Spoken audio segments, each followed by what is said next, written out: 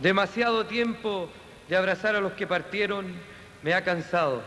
Demasiado tiempo de zarpazo mortal a los que amo me ha cansado. Demasiado tiempo, demasiado me ha cansado. Y desde mis ojos cansados, y desde mi pelo cansado, y desde mi llanto cansado, penetro en tus ojos y tus ojos se agrandan. Y nuestra mirada de ayer es presente y futuro, y mi canto vuelve a cantar en el tuyo.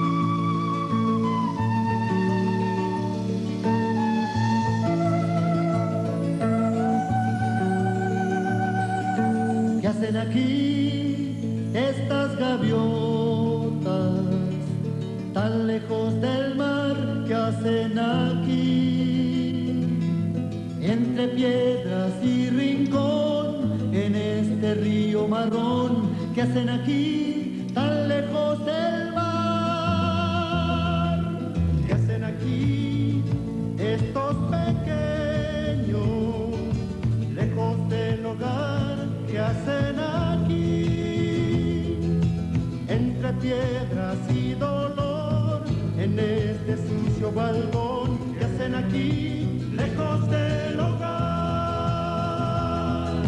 que hacen aquí estos amantes en este lugar, que hacen aquí entre hierbas y candor en este parque de amor, que hacen aquí lejos de la razón, lejos del amor, lejos del cielo, un sol sin vida, que hacen aquí estos desvelos,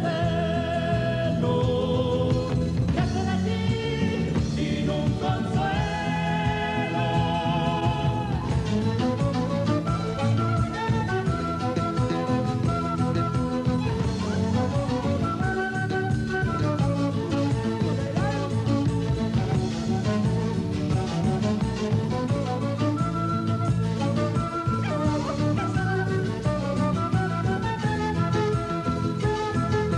Que hacen aquí estos amantes en este lugar, que hacen aquí entre hierbas y candor en este parque de amor, que hacen aquí lejos de la razón, lejos del amor, lejos del cielo, un sol sin vida, que hacen aquí estos desvelos, que hacen aquí sin un consuelo.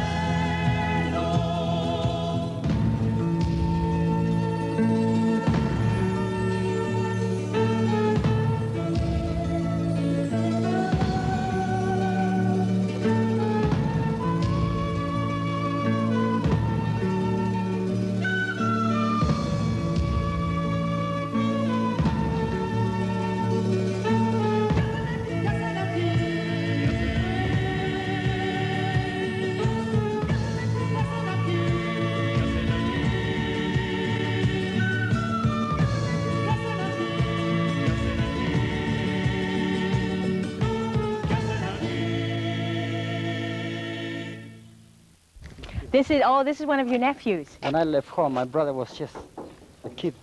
And now I he's come home and he got a 12-year-old kid. grown up. Yeah. When you left home, When I left home, this was nothing here. It was just dirt, you know? just all dirt. Over the years, my father sort of pulled it up. And when I come home, I didn't recognize the house. Really, he's planted in. roses. Thank you. My mother. Thank you. This is another son Hello. of my brother. Oh, this is the baby. This is the baby. This is the baby. I picked these for you. Tell her I picked them on the way in the truck. Gracias. Yeah, yeah. Well, So this is my family, yeah? Gánate abajo. My brother is working at the moment. Up to, you know, he disappeared. I used to see 20 years ago. So people tend to still be born here, live here, work here, die here. People born here, live here, and die here, yeah. That's the city of Tomé, you know. People never go out of here. That's a good idea. For one day, so Yeah. people should put... Y aquí voy rodando por esta ciudad, metido en un carro que no sabe hablar, enciendo la radio, comienzo a escuchar un idioma extraño que me hace pensar. Pensar, yo diría más bien divagar. Hoy día es difícil ponerse a pensar. La ciudad aplasta, no hay tiempo de nada, no hay tiempo de nada, no hay tiempo de nada. Ay, la ciudad creció y mi pequeño pueblo murió. Ay, la ciudad creció y mi pequeño pueblo murió. ¿Dónde estaba mi ciudad? Hoy se levanta una nube que nos deja respirar. Vas a ver que nos aplasta y nos sube. Y no puedo ver el sol detrás de los edificios para poderlo mirar. Debo subir 30 pisos. Ay, la ciudad creció y mi pequeño pueblo murió. Ay, la ciudad creció y mi pequeño pueblo murió. Y las calles se llenaron de gentes que van y vienen. Los que tienen van en carro y de a pie los que no tienen. Y un hombre que escupe... Mire, abuelita. Yeah. La jaiba, la jaiba, la jaiba. Y This is some of the best crab, you know, they're very nice. Los helados, los helados, los helados, los helados, los helados.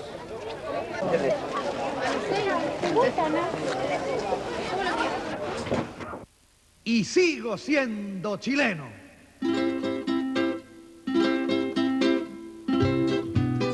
Los fuimos con la primera pata. A ver cómo va a sonar esta cuequita después de tanto tiempo. Este cuento me lo regalaron en un país que está bien lejos del nuestro, que se llama Alemania Federal. Viera usted cómo suena por allá, una cuequita bien chilena, cuando se echa tanto de menos a la patria.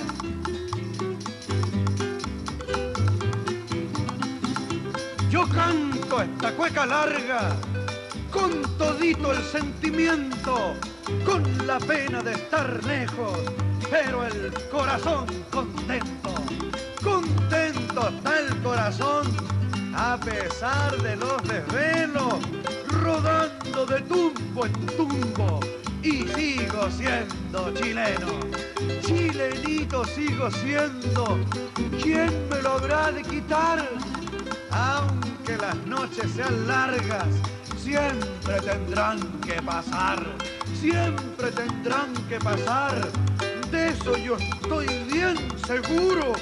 Nunca se ha visto que nadie pueda parar el futuro. El futuro no se para. Yo lo siento y lo lamento. Quien quiera que haga la prueba de hacer pichí contra el viento. Contra el viento no se puede. Mi vida estoy comenzando a contar la cueca larga que inventé un día soñando. Primera pata. That's good wine. Very ¿Un día yo good. iba a volver?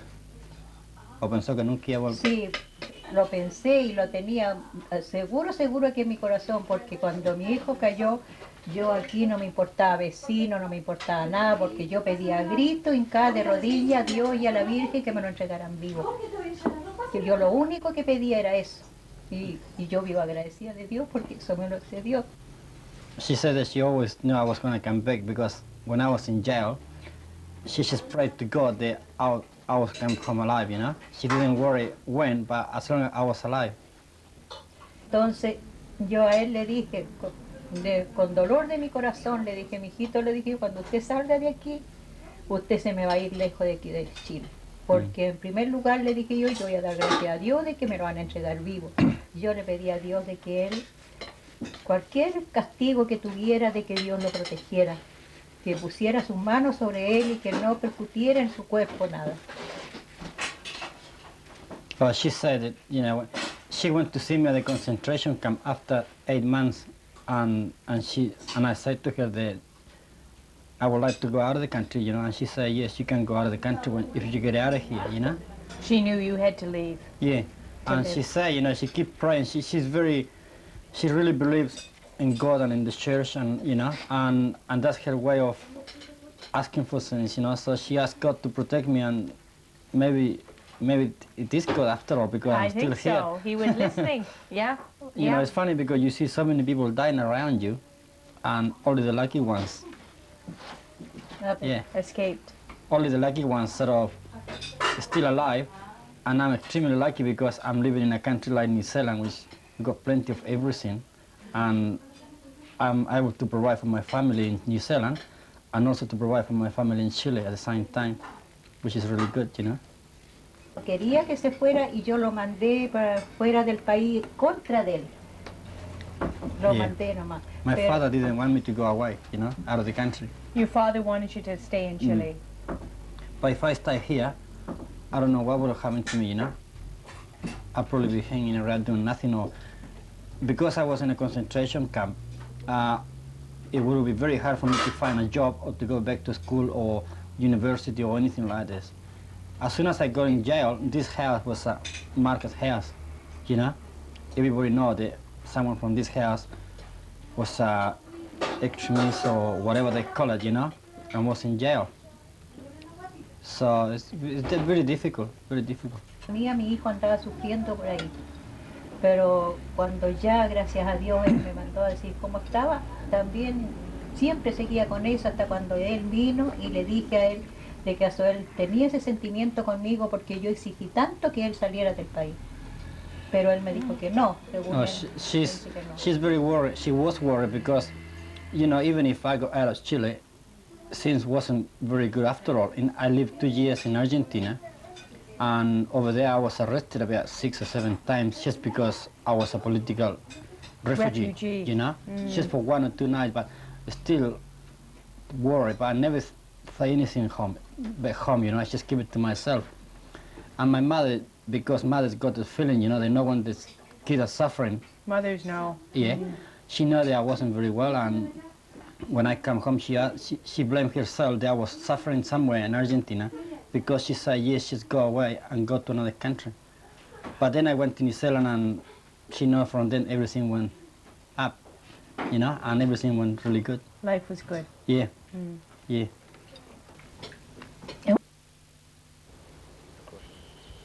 The first time you the first time you were arrested was here.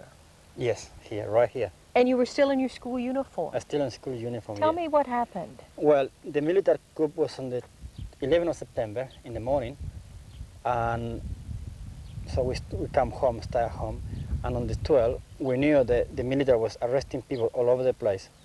We went to school the next day, we were sent home, and I come home and I was worried that they're gonna come to my house, so me and other friends who was running away, we just went to those hill stairs all morning. So you were hiding out behind those hills. Yeah. You had to hide because otherwise they come and get you in your house and they break the house, television, anything on their way, they just kick it out. And plus you stress your parents more than what they should. So we come here to see what happens, and about 3 or 4 o'clock in the afternoon, we saw helicopters, 2 helicopters in the air, and we just hide under the trees. But what happens, they was looking with special lens, and they saw us, and then about 5 minutes later they turned around and started shooting at us from the air. So They were shooting at you from the air. Yeah, yeah. What did you do? We just ran. Was about 7 of us. We ran down first. It's a little river going down there, and one of our guys landed on the river and sort of decided to stay there, and we keep running, and then we sort of hear a shot somewhere, so we're coming back and come up this little hill here, and as soon as we arrive on the bushes, we saw the soldiers standing here, about 20 of them, and they was pointing at us, so they say, they call us with the guns like this, you know, so we had to come, and was another 10 other different people lying down on the ground here, tied up, so they asked what we're doing here, and we say, we're just walking around, we are students. They asked for the ID, we showed the ID, and one of the guys, one of the policemen, local policeman, he recognized me. He said, oh, this is the guy from the school, because he recognized me. So we went in jail, we was tied up, blindfolded, and taken to a truck which was about 800 meters away, put into the truck, and drive home right outside my house where my mother was watching us, you know, going down. As you were tied up, put on that truck and taken away by the military police. I was told before by other people what to expect from the militaries. You know, I was told this was going to happen.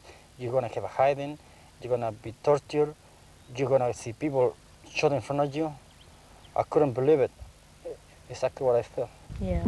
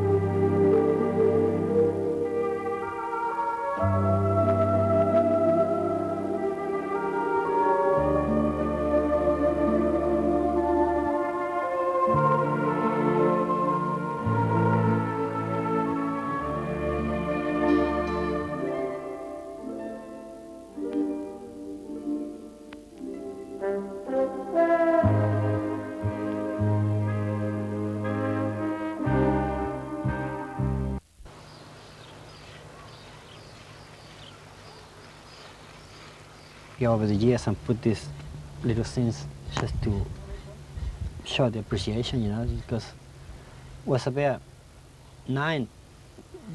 10 people from our town, and we were all underage. We was just 16, 17, and you got no right. They put you in jail and they leave you there. You got no right to say what I'm here for. And these two guys. Just hold on a minute. Just hold on a minute. Let me come in. Let me come in.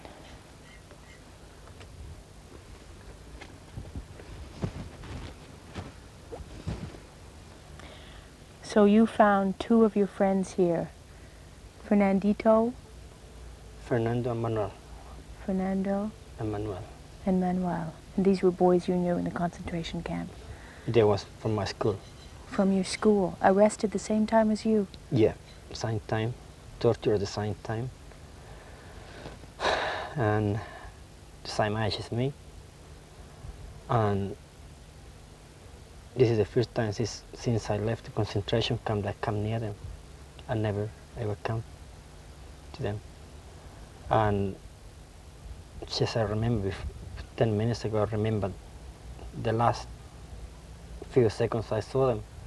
He come and shake my hands and say goodbye, because he know where he was going, because the day before he was taken to a military court, him and Manuel and another guy, and they was told they was guilty because they charged him. They was there was carrying a weapon or something, a gun or something. In those days, you couldn't do this. And they thought they got more guns and explosive and stuff like this, which a 16-year-old kid, you know, they don't even know about those things. And they took them to a military court the day before, just by the island there, by the naval base. And they took them back to us. And in the afternoon, at about this time, 4 o'clock, we was playing soccer in the swimming pool in the concentration camp. The boys from Tomé against the boys from Talcahuano, which is another town. And he was playing in my side. And then all of a sudden the soldiers call him, 3 of them. And everybody stood there because we know exactly what's going to happen to them, and they knew too. Fernando didn't even cry. He just said, they're going to kill me. I know they're going to kill me. And they tied them up and they took them. I feel very sorry for them.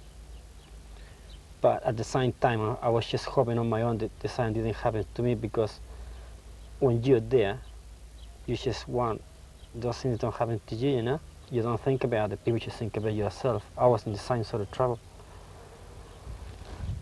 And that was on a Saturday afternoon when they killed him. Taken from the camp to be shot. Do you remember, did you say anything to them? I just shake his hands and I say, goodbye. That's what I say when you're in a concentration camp with soldiers all over you.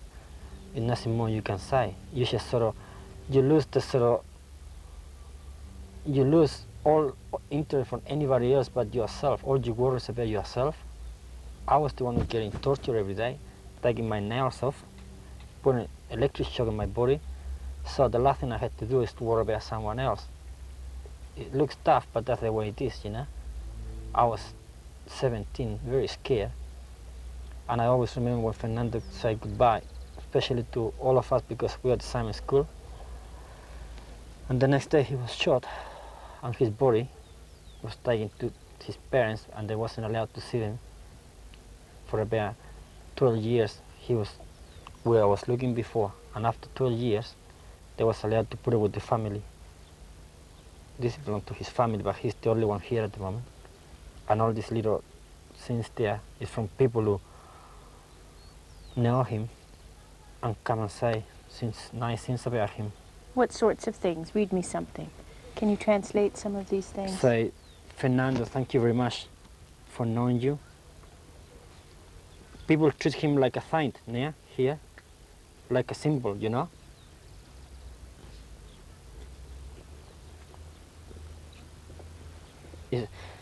It's hard to explain what they mean, but you know what I say. After he's dead, people sort of identify the struggle against the military with people like him, you know. With Those this who young died. boy, Yeah. this young boy, 17 years old. And they treat him like a symbol. That's what they say here. Thank you for knowing you. And a lot of people just respect them for what happens to them, and they probably keep fighting or doing things to put the democracy back in Chile, you know. But like Fernando was thousands of other people who die. Thousands of Fernandos. Young ones too. Young. For you. It is, because I never even, I'm the sort of person that what happens to me already happens. I never remember things. And I've never been here, I've never been close to where he's resting. And this is the first time in about 19 years that I come close to it. And I just remember him the way he was, the last few minutes he spent with me, and feel sorry for him and his family, and you know. And I just think probably the same could have happened to me at the same time. Maybe because he died, we didn't. We don't know. Is he? The dead boys is in another place somewhere.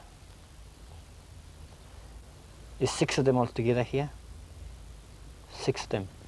They killed 3 in one night, and Fernando, Manuel, and the other guy they killed him about 2 months later in the concentration camp.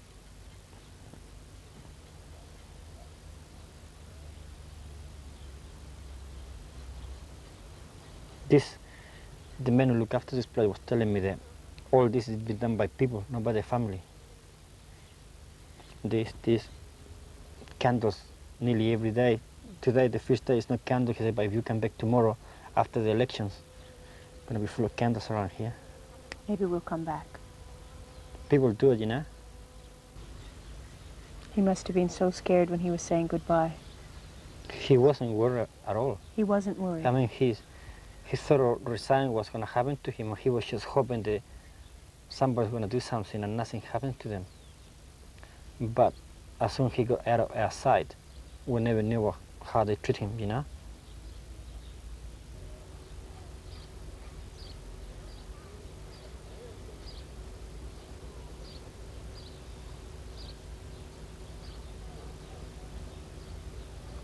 He looks like he was a lot of fun.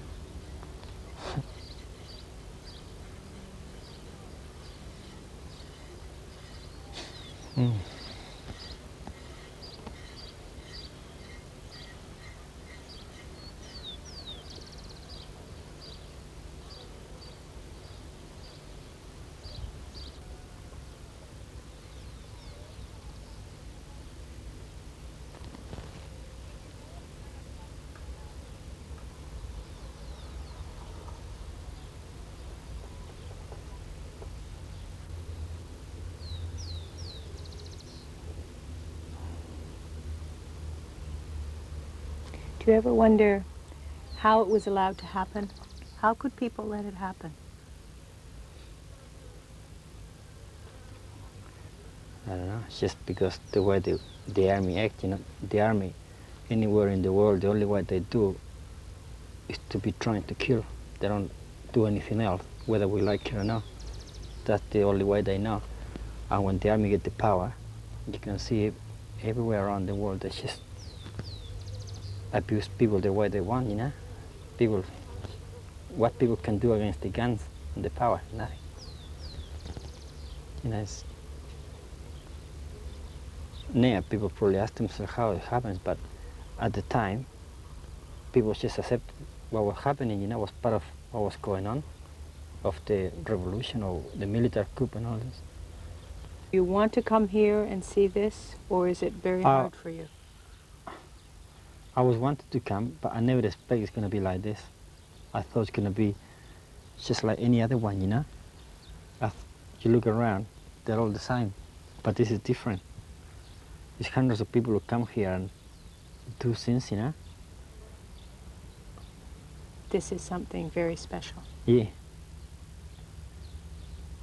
I thought it was going to be just like the other ones, but it's not.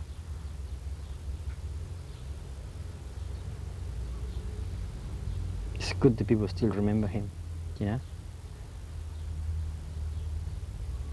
Maybe a lot of these people don't even know him before he was shot, you know.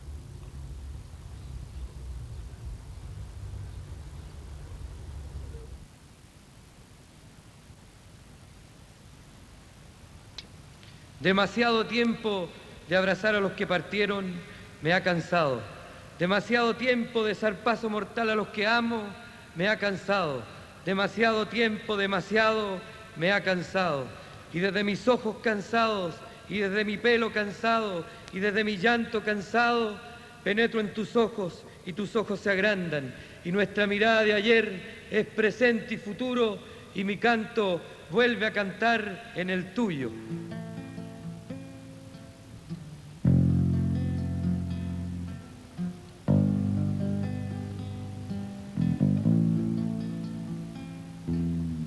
Al contemplar tu mirada tan triste, vuelvo a pensar en ayer, que caminaba sin miedo a tu lado, sin preguntar el porqué, donde se oían todas las voces y el canto de todos se hacía escuchar. Apretar el presente con brazos y voces que hoy puedan cantar. Hay que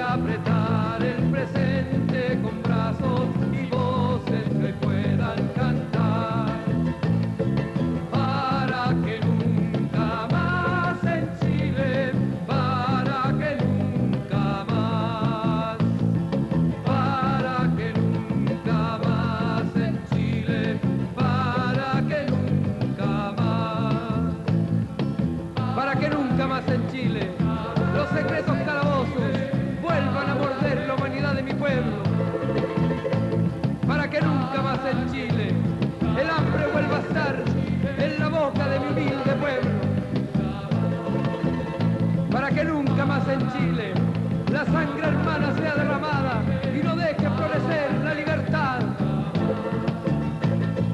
Hay que apretar el presente con brazos y voces que puedan cantar.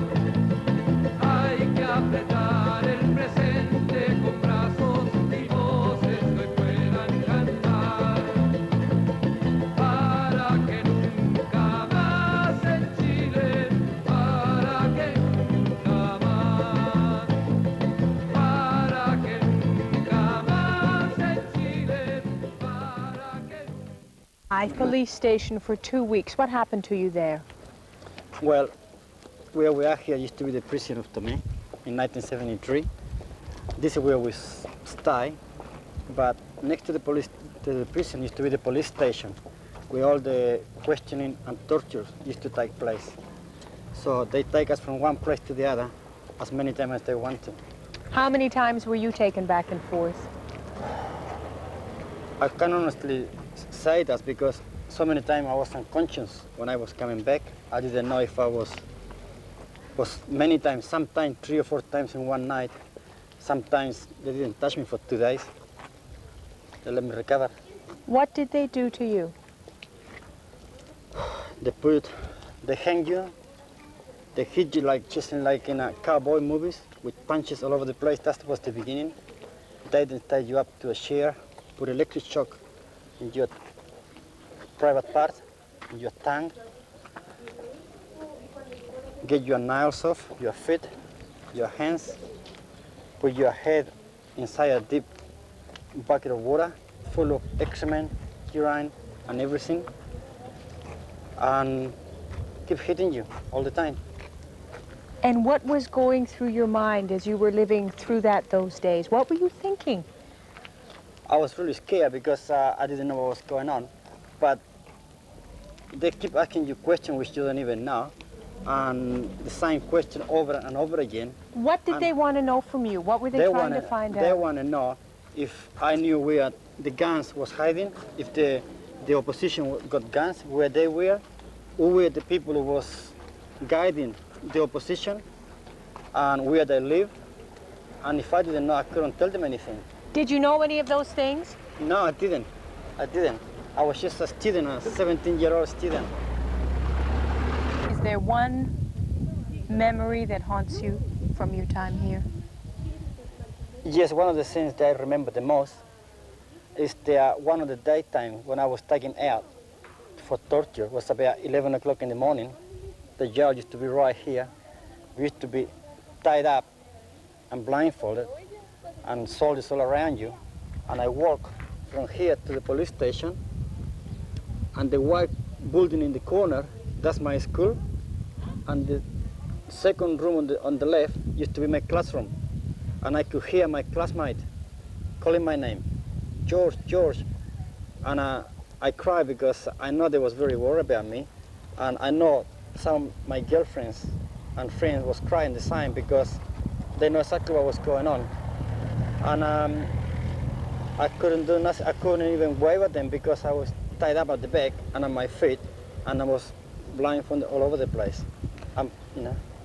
That's what I remember the most now that I come back here. It's always still in my memory. You say that you were hung sometimes? Yep, they hang you from your feet, right in the air, tie you up like this, and hold you up aboard into a bucket full of excrement and urine and everything, as long as you can. And it was so bad that you had to drink it and scream or whatever, and you get out, and it's so exciting and scary, and you just hear people laughing around you and pulling you from one side to the other, and there you go again. And they dry you completely, and when they start drying you, it's because they're going to put the electric shock on you. You can't be wet when they put electric shock with a little machine. They put something in your body, and the other part to your private parts or to your tongue, which makes you jump really hard.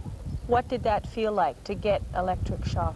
Electric shock is not as painful as many people think, but very scary because your whole body sort of shake for a second and sort of jump, But I knew that people could get killed, especially you being put on the water and then get into there. People die here. because that's reason. Did you see anybody die here when you were here for those 2 weeks? Yes, yes. Tell me about that. In our group was 7 of us, and used to be this teacher, primary teacher. His name was Hector Vasquez. He was about 35. And one night they tortured us all together. About the 5th or the 6th night we was in the jail. And I know exactly what was going on, how hard they hit him. And he was a short man and overweight. And after the torture, they carried us down. I remember very clear because they lay us down here about 3 o'clock in the morning. People was not allowed in the street because it was a curfew. They lay us down here somewhere, all 7 of us. And I remember dog sniffing my face and sniffing the blood out of my face, and all my friends. And we stood here for about 20 minutes. Here, and a dog was licking blood off of you. Yes, I remember lying down there, semi-conscious, because we got a good beating last night. It was 7 of us. And it was dog, police dog, sniffing our face and leaving all the blood from our face. We was naked from here out. And they licked the blood from our bodies. And the soldier was laughing and smoking around. And then they carry us inside, and they couldn't pick up my friend because he was so badly hurt. And he got smoking butt all over. Up to go inside. He couldn't get up, and he pleaded to the guards to kill him because he was in so much pain. I remember some of the prison wardens, which are native people from our city, they know him. And one of them said, this is such and such. And they say, Hector, we're going to bring you inside. Do you want us to pick you up from here? And he said, no. From here, no. And he asked them to kill him. At the end, they pick him up and took him to the cells. And about 2 hours later, I remember a big bang on the floor, and that's when he died. And that was about 6 o'clock in the morning. He was dead, we know. Then all the officers was coming around, sort of checking everybody up and see what was going on. We knew straight away. And I was the first, lucky enough, I was the first guy past the front gate of the prison. And about 9 o'clock in the morning, I still remember his wife to come and give him his breakfast. And they say, okay, she'll leave it here. We take it to him. About midday, they took him away somewhere. And midday, his wife come again with lunch. And she asked him why he didn't eat his breakfast. And they laughing, they said to him, oh, he's not very hungry, but leave his lunch, he might eat it. So she left the lunch there. And then when she came at 4 o'clock for the afternoon tea with probably some more bread, she kept asking them why he's not eating, and then she started crying, and that was the last time I saw her. And then a few days later, I was taken to the concentration camp, and by other people who was arrested later on, we knew was how the funeral was held. His wife was never able to see the body. It was all sealed, and was not people allowed to go to the cemetery. And he left his wife and 3 little children. And from our group of 7, we was only 6 left from then on. And 5 days later, was taken to the concentration camp. Did you ever have a moment here when you thought, I'm not going to make it, they're going to kill me? Yes. Yes, because they told us they don't want to kill old people because old people is going to die anyway. They want to kill the young ones. So they want to change the old generation. They're all thinking of the young people. They thought we were the troublemakers. And that's how they killed Fernando and the other boys. And I thought in the torture chambers one night that I was going to die because I got a gun right into my mouth with one of the officers. And he wants me to say something about one of my friends. He said to me, if you say something about him so we can charge him, we don't touch you anymore. That's a soldier's promise. And then he got his gun and put it right into my mouth with everything in my mouth. And I start crying. What else can I do? I don't want to play tough man here. I was just a kid. And I cry and I said to him, there's nothing he's nothing I can do. And then they started just hitting me and all. That wasn't so bad, but when guns come out, sometimes they get one of us around the corner, and because we couldn't see, and they shot to the air, and we thought it was somebody getting shot, you know. But at that stage, you didn't know anything was going on. You just thought that they was doing, you know, what they were saying. George, it sounds unbelievable. Unbelievable what happened here. It's unbelievable because, especially in New Zealand, not many people know about it. I went back to New Zealand 2 or 3 years later to start living there, and I got surprised that nobody knows about Chile. People don't even know where Chile was. All they know about was how Vietnam was suffering, how the Vietnam people, which is fair enough, but maybe because we are so far away, they never know. Over the years, I met a lot of friends in New Zealand, and not many of them know. This is gonna be the first time they're gonna find out about me, but some of my closest friends know. And the reason why I don't talk to people is because it's hard for people who never suffer of anything like the New Zealand society to understand what I really mean, you know? It's very difficult for them to understand. How do you feel today coming back here with me, seeing where you were tortured? Everything looks very different because the building is not there, but my memories, you know, the smell of blood is still in my mind, you know? The smell of blood. Yes, the smell of the heroin and stuff they put into handcuffs in there for, you know, 40, 50 seconds. I don't know how long it was. Sometimes you were so unconscious you didn't know what was doing or what they was doing to you. I remember going out of here to the torture chamber, but I never remember coming back about 3 or 4 times. I just find myself in cell, lying down, full of blood, dry blood. I just remember one day, the second time I got tortured, I was really bad, really bad.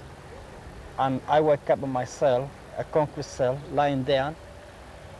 And I always remember that it used to be a factory in this town, and they took a siren every day, 6 o'clock in the morning.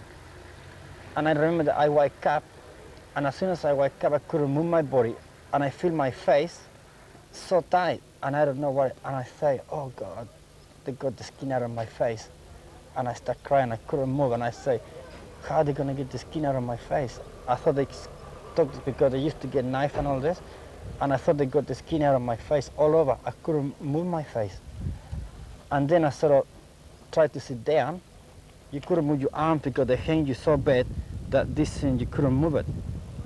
So I tried to touch my face, and what happens, lucky enough, what happened was I got so much blood in my face, and I've been lying there for so long that all the blood went really dry, and was really dry, so every time I moved my face, sort of crack. In my imagination, I thought they cut my skin off. You thought that they'd skinned you alive. Because you hear so many things. You know, when you was there, all I want is they not to kill me. I don't care what they did to me. It's amazing how humans, how strong you get when you are in that position. I was really scared, but the other side, I just don't want to get killed. I don't mind the beating, I don't mind the torture, but I thought if they kill me, why me? You know, why are they gonna kill me? You know, and that was one of the hard beatings I ever got in my life. Para que nunca más en Chile, para que nunca más, para que nunca más en Chile, para que nunca más, para que nunca más en Chile, los secretos calabozos vuelvan a morder la humanidad de mi pueblo, para que nunca más en Chile el hambre vuelva a estar en la boca de mi humilde pueblo, para que nunca más en Chile la sangre hermana sea derramada y no deje florecer la libertad. Hay que apretar el presente con brazos y voces que puedan cantar. Hay que apretar el presente con brazos y voces que puedan cantar.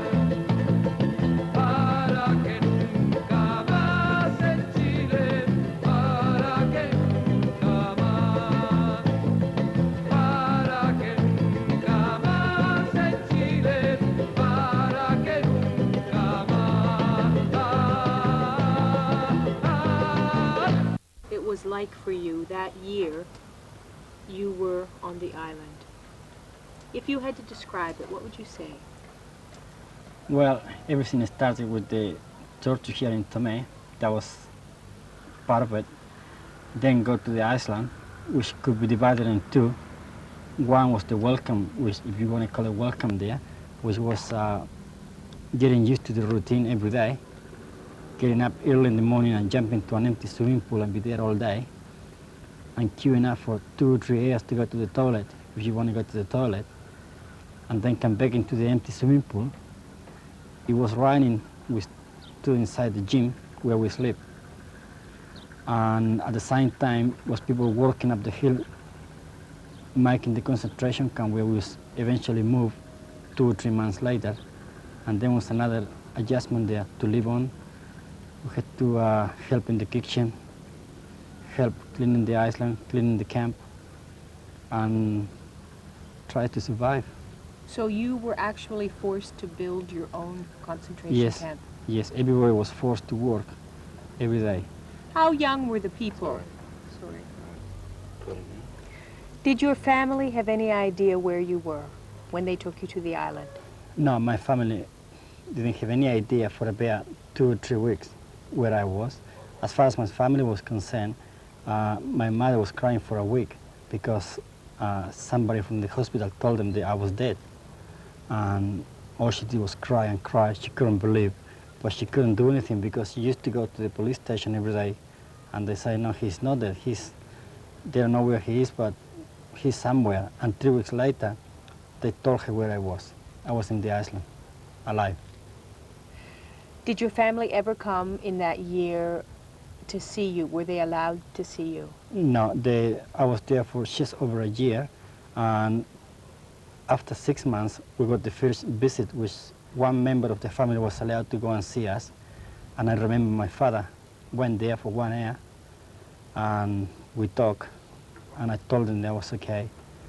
My father spent most of the time crying because it was a long time for him not seeing me.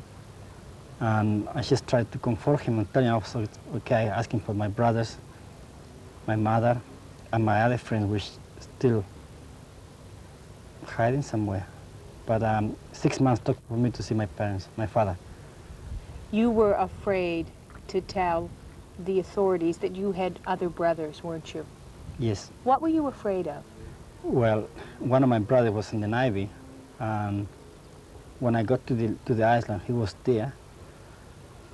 And from day one, when I was interviewed, from day one, I mentioned everybody in my family except my brother, who was in the Navy at the time, because they asked you what each member of the family do.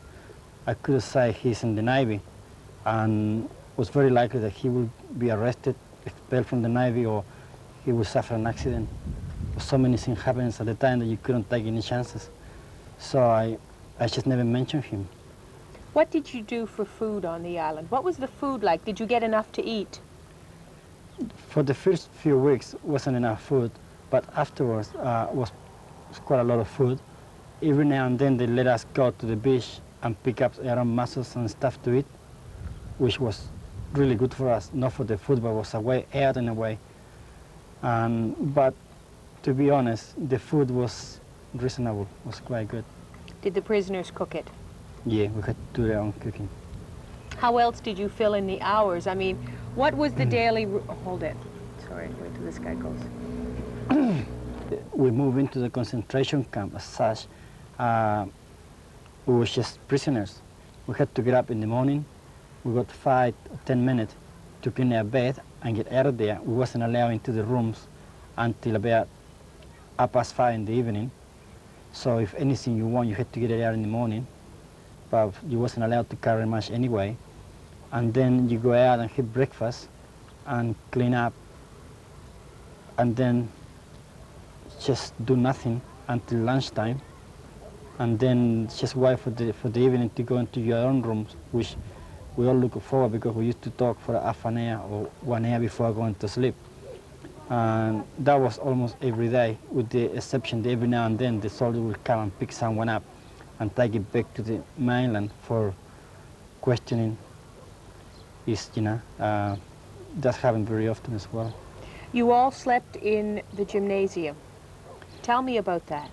Before we moved into the concentration camp, we always lived in the gymnasium from the school of the Navy. It was a big gymnasium and was full of wire fence inside all over the place. And we used to sleep like this, you know, one heading this way, one facing the other side. Everybody was sleeping like this. It was about 1,500 people sleeping in there on the floor, and each night at about 6 o'clock, they used to bring in the mattress for us, and was one mattress for 5 prisoners. And the only reason why they give it to us because we've been beaten so bad that all our upper body was very messy. So we used to sleep 5 guys in one mattress, just from your upper body on the mattress and the rest on the floor. It was very cold because it was winter, and especially sleeping on the hard floor, and was old people there, a lot older than me, 60, 70, you know, and it was very hard for them as well. What was the hardest thing you ever saw while you were there? When I was there, I saw someone trying to take his own life many times. One of them was living next to me one night, and my friend sort of touched the ground and felt something warm, and so was water. And then he felt it again, and thought, because Chileans always got this sort of funny thing on their mind, he thought that the other guy was wetting himself. And then he realized it was blood, and the guy next to him cut his wrist when he went to bed and tried to kill himself. So we picked him up and called the guard, and they took him away, and until today he's alive. Every now and then, I remember about 3 or 4 people tried to hang themselves. When I remember one day when everybody was called for lunch, we was eating lunch, and one was missing, and then everybody was calling for him, and we heard people screaming, and he was trying to kill himself. He didn't die, and you know, he's alive now. That was, you know, after 6 months in the island, you know, that was really bad for us, you know. We didn't die in the tortures, and then this guy was trying to kill himself. Were you tortured very much over the year that you were there? I was tortured non-stop for about 2 to 3 weeks when I was here in Tomé. In the island, I got maybe 1 or 2 beatings, but that was just to keep you in line, just to show you who's the boss around here, sort of thing. Wasn't any cause for it, or, you know. It was just because we were prisoners and they were the guards. But the worst was before going there. That was where the worst was. Once when you were a prisoner on the island, they took you out to a hill? Yeah. Tell me that story. Up the hill from the island is a jail which is underground. I still don't know who made them, but some of the soldiers used to say that was made by the Germans after the First World War. It's just like a concrete jail, and then you put dirt all over, so it's like a big hill, and it's only got one entrance. And inside there is very dark, very dark. The cells inside are in the shape of an S, some of them are as an L, or the other one is just big rooms, 2 or 3 floors underground. And they put us there, and if you fell asleep for 5 minutes, you lost the notion of the time. You don't know it was how long you've been there, or was day or night, and all you could hear was the wave of the sea, because it's an island, so you can hear the sea coming from underground. And they used to take us there for any punishment, you know. And what sort of punishment would they give you? Were other people tortured on the island?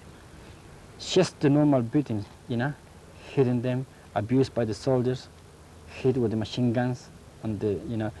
I remember one day they got us running up and down for hours, and there are a lot older people there, and the older people was collapsing, and they was telling the younger people to pick them up and keep running, and when they couldn't get up anymore, they sort of kicking them to get them up and run, and was a German doctor there.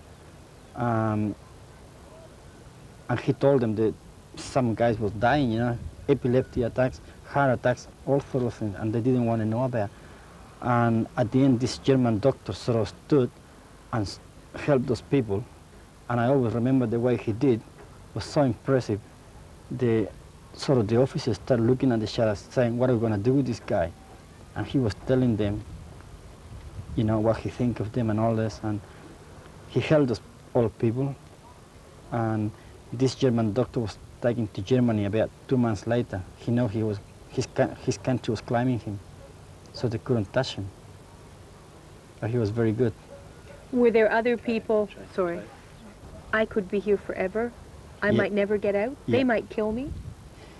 When I was in the Iceland, I know they're not gonna kill me, because if they didn't kill me here in the torture, they're not gonna kill me now. The only reason for me to die there is if I do something stupid, which I wasn't gonna do. But I know they're not gonna kill me. But I couldn't go to sleep at night thinking, when I'm gonna get out of here. We used to get the mail once every 2 weeks, and I used to have heaps of mail. All my friends, my family, everybody, my girlfriend, I used to have a girlfriend, everybody. And I was young, and I imagined my friends walking on the street, and I was there, and I always used to think, you know, how long am I gonna be here? I couldn't believe when they released me, and I thought I was gonna be there for another 2 or 3 years. Did anyone ever try to escape? From the island was very difficult to escape. People will think about it, and they was talking about it, but there was only one man who tried to escape once, not because he really knew what he was doing, but because he was sort of mentally disturbed. He sort of ran away, and the soldiers shot to the air, and because they know he was mentally disturbed, they sort of chased him and got him. Was anybody killed on the island? In the island, yes, but not in the concentration camp, down in the gym. Before we went up there, people got killed. Why were they killed? For the same reason, torture. You see, I was from this town, so I was tortured and questioned here. People was from the other town, they was tortured and killed down there. They don't mix people from one town to the other. Did you ever see anybody killed in front of your eyes? Well, in Tomé, the two friends who died, they died really in front of us, because we was tortured together. We was fortunate enough not to die, and they died.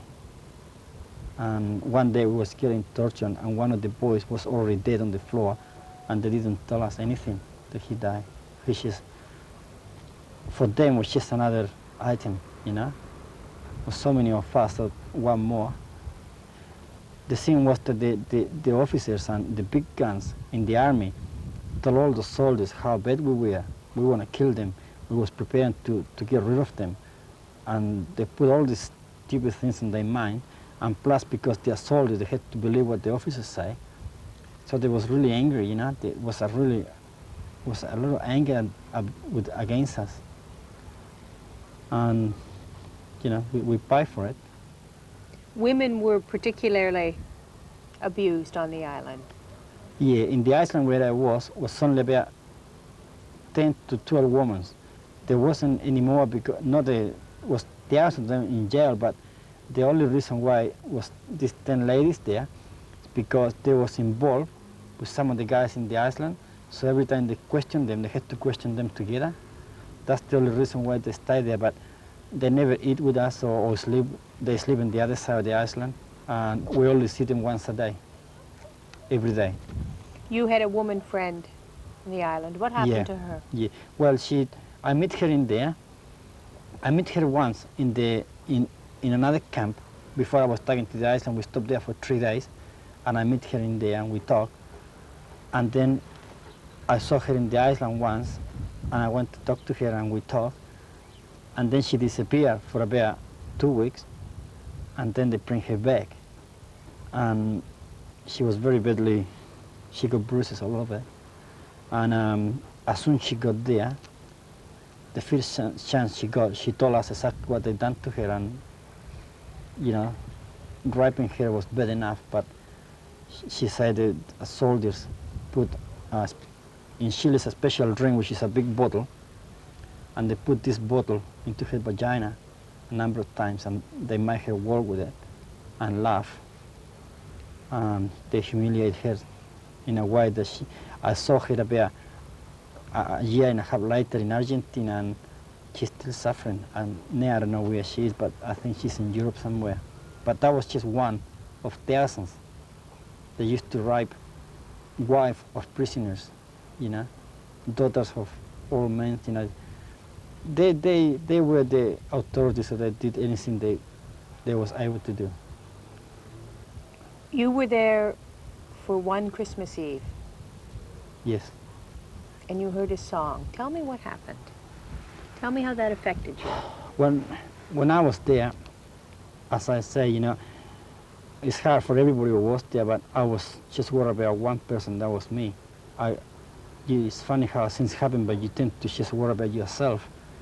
It's not that you don't care about other ones, but you just tend to think more about you. I was young. I thought that everything I was doing before that was right. Jail with their sons in there, and a lot of men with their little families back at home, struggling to survive, to eat, because they was in jail. And I always remember when Christmas night came around, we went to bed like every other day, about 6, 7 o'clock. And we talked, and then we went to sleep. And about midnight, someone started playing this Holy Night song from Christmas in a flute. You probably hear the song thousands of times, and you never take any notice of it. But that night, for those men there, away from their families and their sons and daughters, was so painful they start crying. I saw men crying. Sorry, stop. The song, how did they react? Well, it was 1,500 men there. When this guy started playing the song, there was a lot of men crying, and I couldn't understand why they was crying. You know, I just looked at them, and it got so bad that the guard, at the moment, they had to put the lights on, see what was going on. And they put the lights on for about 5 minutes, and was people crying. And some men there with their son, they just was hugging each other. And because what I said before, I was there on my own, I sort of just look at them and trying to go to sleep, you know. I did remember my family last night, but I didn't want to get upset. I never show many emotions because that's the way I am, but sometimes I get very upset. And I went to sleep. I couldn't understand why they was crying until 10, 12 years later when I got my own family, my own son, my daughters, and I loved them so much. And now I know why they was crying for. So, you know. Worry about your family while you were on the island. What were you thinking about them? What were you frightened of for them? Well, my worry number one was my brother. I didn't want anybody to know that I got a brother in the Navy. Also my father. The first visit I got from my father, I was a bit worried because my father said to me that if they ever do anything to me, like if they kill me, he won't stand there and do nothing about it. He will make sure he does something about it for his son, and I asked him not to do anything because if they do it to me, it's pointless. It's just like fighting against the river, you know. I asked him not to do anything. I assure him there's nothing gonna happen to me, just to make him happy, you know. But I plead with him if ever something happened to me, just to do nothing, you know. He just cry and go. Sounds good, nothing happens, you know. But that day I spent all 1 hour just talking to my father. He was the one who got to see me, and at the end was me comforting him, you know. Sounds good, everything worked out. How much warning did you have when they let you leave the camp? About 1 hour. They told us in the morning to get all our stuff ready. The same way they used to tell us when you're going to have a hiding. Or what happened was sometimes you are in the concentration camp and the police outside the city still working, searching for people, and then catch someone, and by chance this guy know you, and they say where you were in the island, so that they're going to get you and put 2 and 2 together, see what they can get out of you. I got out of there about 2 or 3 times because they put people in prison which they know me. So I say this time probably it's going to be the same, but I got the feeling that I was going to go free because when I got there was over 1,500 people, and when I went free was only 12 of us left. It was so empty, you know. What had happened to all the other people, all the hundreds of people? Some of them went free. Most of them was taken to jail, put into a military court and taken to jail. And the other one, not so lucky, they died. They were shot, killed, or died for the torture.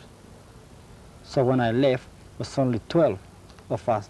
And that day, 8 went free and 4 stayed there, which was released a week later. Did you go straight home when they released you?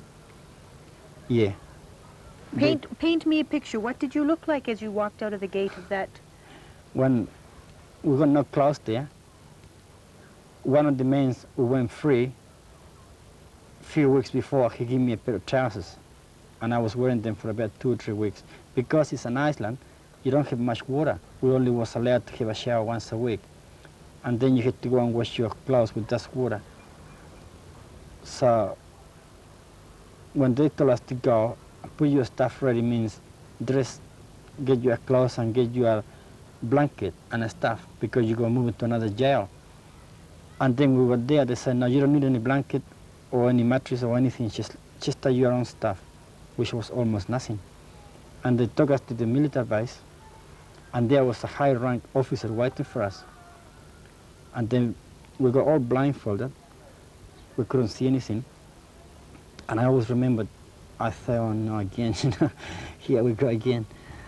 After 4 or 5 months, I never was touched, and I say, here we go again. I was thinking, what could happen? You know, who could be in jail? They name it. So many things went through my mind. And then the soldier was carrying me.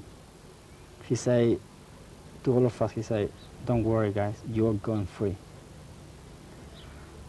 And I couldn't believe.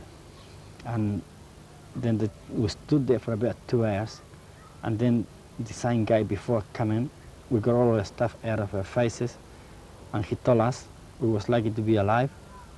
We were the destruction to the Chilean society, and we was there, and he hoped that we learn the lesson and never ever get involved in anything, because next time we won't be so lucky.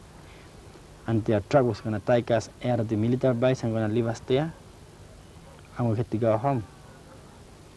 So that's what they did, and they dumped us in this city, which was, we only was a year inside there. We used to see soldiers coming in dressed up as civilians, and we used to look at them the way they dress with these funny trousers, and everything changed so much in a year. You haven't seen a bus in a year, you haven't seen people, and all you see is soldiers around the city. You know, it's so scary. And we got no money to go home. So we went to some people there, and we told them who we were, where we come from. And this man gave us money. I never seen him again. He gave us money to come to Tomé. And we arrived here. And I arrived in the middle of the city, and the bus stopped, and I got a friend who was there, and he drove the taxi, and I asked him to take me home. And as soon as I jumped into the car, he said to me, where you been? I said, I've been away. And he said, where? I said, I've been away. And then we got home, and I remember, as soon as I went home, there was my mother. And she didn't know anything I was going home. So as the car drive through, I remember looking to my left, and I saw my mother there, and she saw me. When she came out, I started crying and hugged me and my brothers and my father. And it's so funny because as I was hugging them, I thought my next door neighbor, the policeman. This is a year later. And from then on, I was at home, you know, my parents, my family, but I wasn't allowed to get out of the house. I had to stay there for 2 weeks. I wasn't allowed at all. In the end, you knew you had to leave this country Yeah, to survive. yeah. Was it a hard decision, saying goodbye? It was hard because my family is very poor. It was. Now they're okay. It was very poor. I thought I was in a situation in which I need the money to go away, and I had to put my family in a spot. We had to find some money. My father was saving some roofing material for our house for about 2 years, and he still got it somewhere. And I said to him, why don't you sell this so I go out? He'd say yes straight away. He sold it to one of my uncles. And after 2 weeks, I was told that I was able to get out of my house to come to the city, but not out of my town. And I had to sign every week at the local police station. And after the second week I signed, I got together with 2 other guys who was in the concentration camp with me, and we met someone who was living in Argentina, and we talked, and he told us how to go to Argentina, and we had to go and all this about asking for political asylum. Okay, all right. Guilty that you escaped and left your family behind to deal with this country and what happened. I didn't feel guilty at the time because you don't think those things at the time. I was looking myself, if I get out of here, I will be someone. There's no way there are going to be anybody here. And if I'm someone, I'll be able to help my family and help them in any way I can. I was worried that I might not make it because the way I was getting out of the country, I had to sign every week, every Saturday. So what I arranged was that I got an airline ticket. I was going to cross the Andes by foot with my friends. And then we was told there was so many soldiers that it wasn't possible. Then we were going to go by bus. And we was told again, they searched every bus. So then we thought we were going to fly there. That was more expensive. So we signed on Saturday morning, and about 2 hours later, we took a bus to Santiago. And we was there, and that night, we fly to Argentina. That was what I was worried about. If they call me at the airport without authority to get out of the city, I probably won't be here. But I was in Argentina, and I was able to get there the next day and become a political refugee. How do you feel about New Zealand, your new country? What did New Zealand mean for you? What does it mean for you? I love New Zealand. It's beautiful. People's really good. I got everything there. I was sorry that when I just got there, I couldn't speak English to my more friends. The ones I got, they know me for a long time. I love the way of living, the society. Sometimes I get angry that some New Zealanders rubbish New Zealand, and they say it's not good and all this, just because they don't know what struggle means. But in New Zealand, anybody can have anything. I got the most precious thing in my life, which is a freedom and my family to live on. I love my family, my son, my daughters, and I love what I do in New Zealand. I don't think that I could live any other country now that I know New Zealand. But wouldn't you like to, this is home, wouldn't you like to come back to Chile? Your mother, your father, your brothers? Yeah, this is where I was born. This is where I grew up. But New Zealand is where I became a man. New Zealand give me what my country should have given me. In New Zealand, I got what I should have got here. I never got a chance here. In New Zealand, I got the chance, and I use it. I will never come back to live in Chile. I will come back on holidays to see my parents and my family, but I will never come back to live. That's very sad, isn't it? That's the life of a political refugee, unfortunately. I've been 20 years out of my country, and for me to bring my family here to live on there, my daughters and my son, who was born in New Zealand, I'm the Chilean, not them. They will never get used to live in these conditions. How do you think Chile is really doing? It seems better on the surface. I'm surprised to see the people so happy. Everybody's wearing nice clothes. I've been out a few times to coffee bars and restaurants that are full of people. It's not like that when I would come here 5, 6 years ago.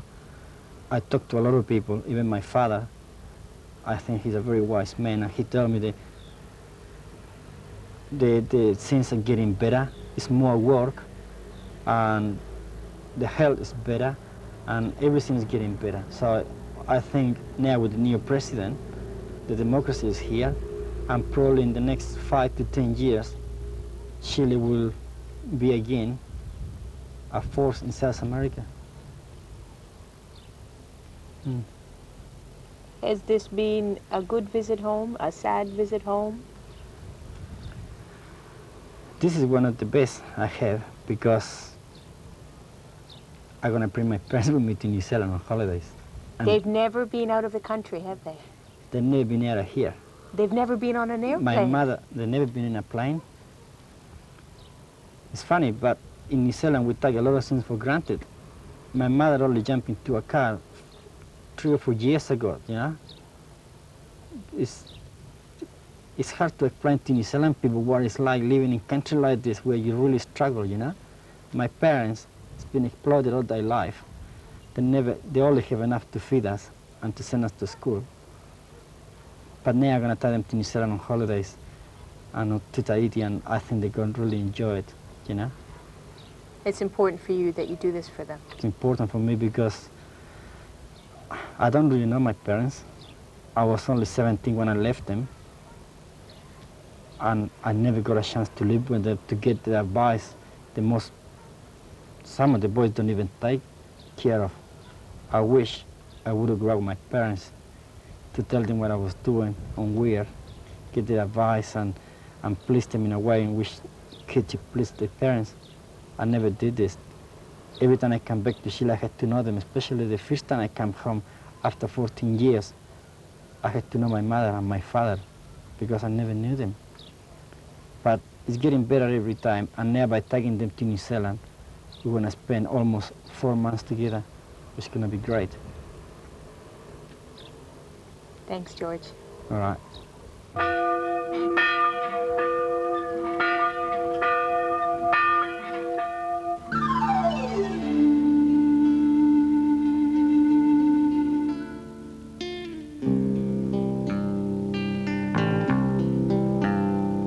De tanta gente que toma la micro sin saber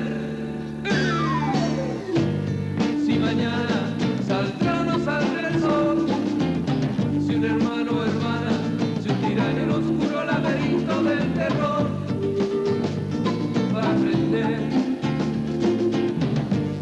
que falta del amor.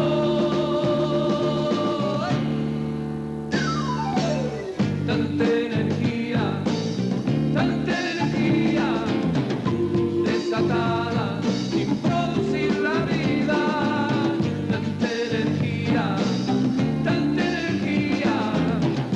desatada sin producir la vida.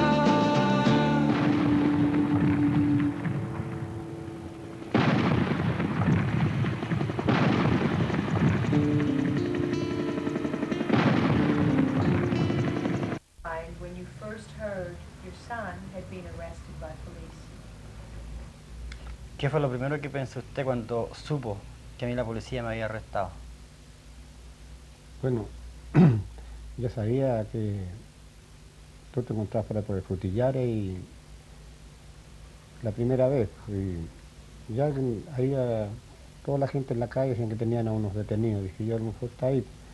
Ya luego bajó el helicóptero, bajaron unos marinos tipo comando así.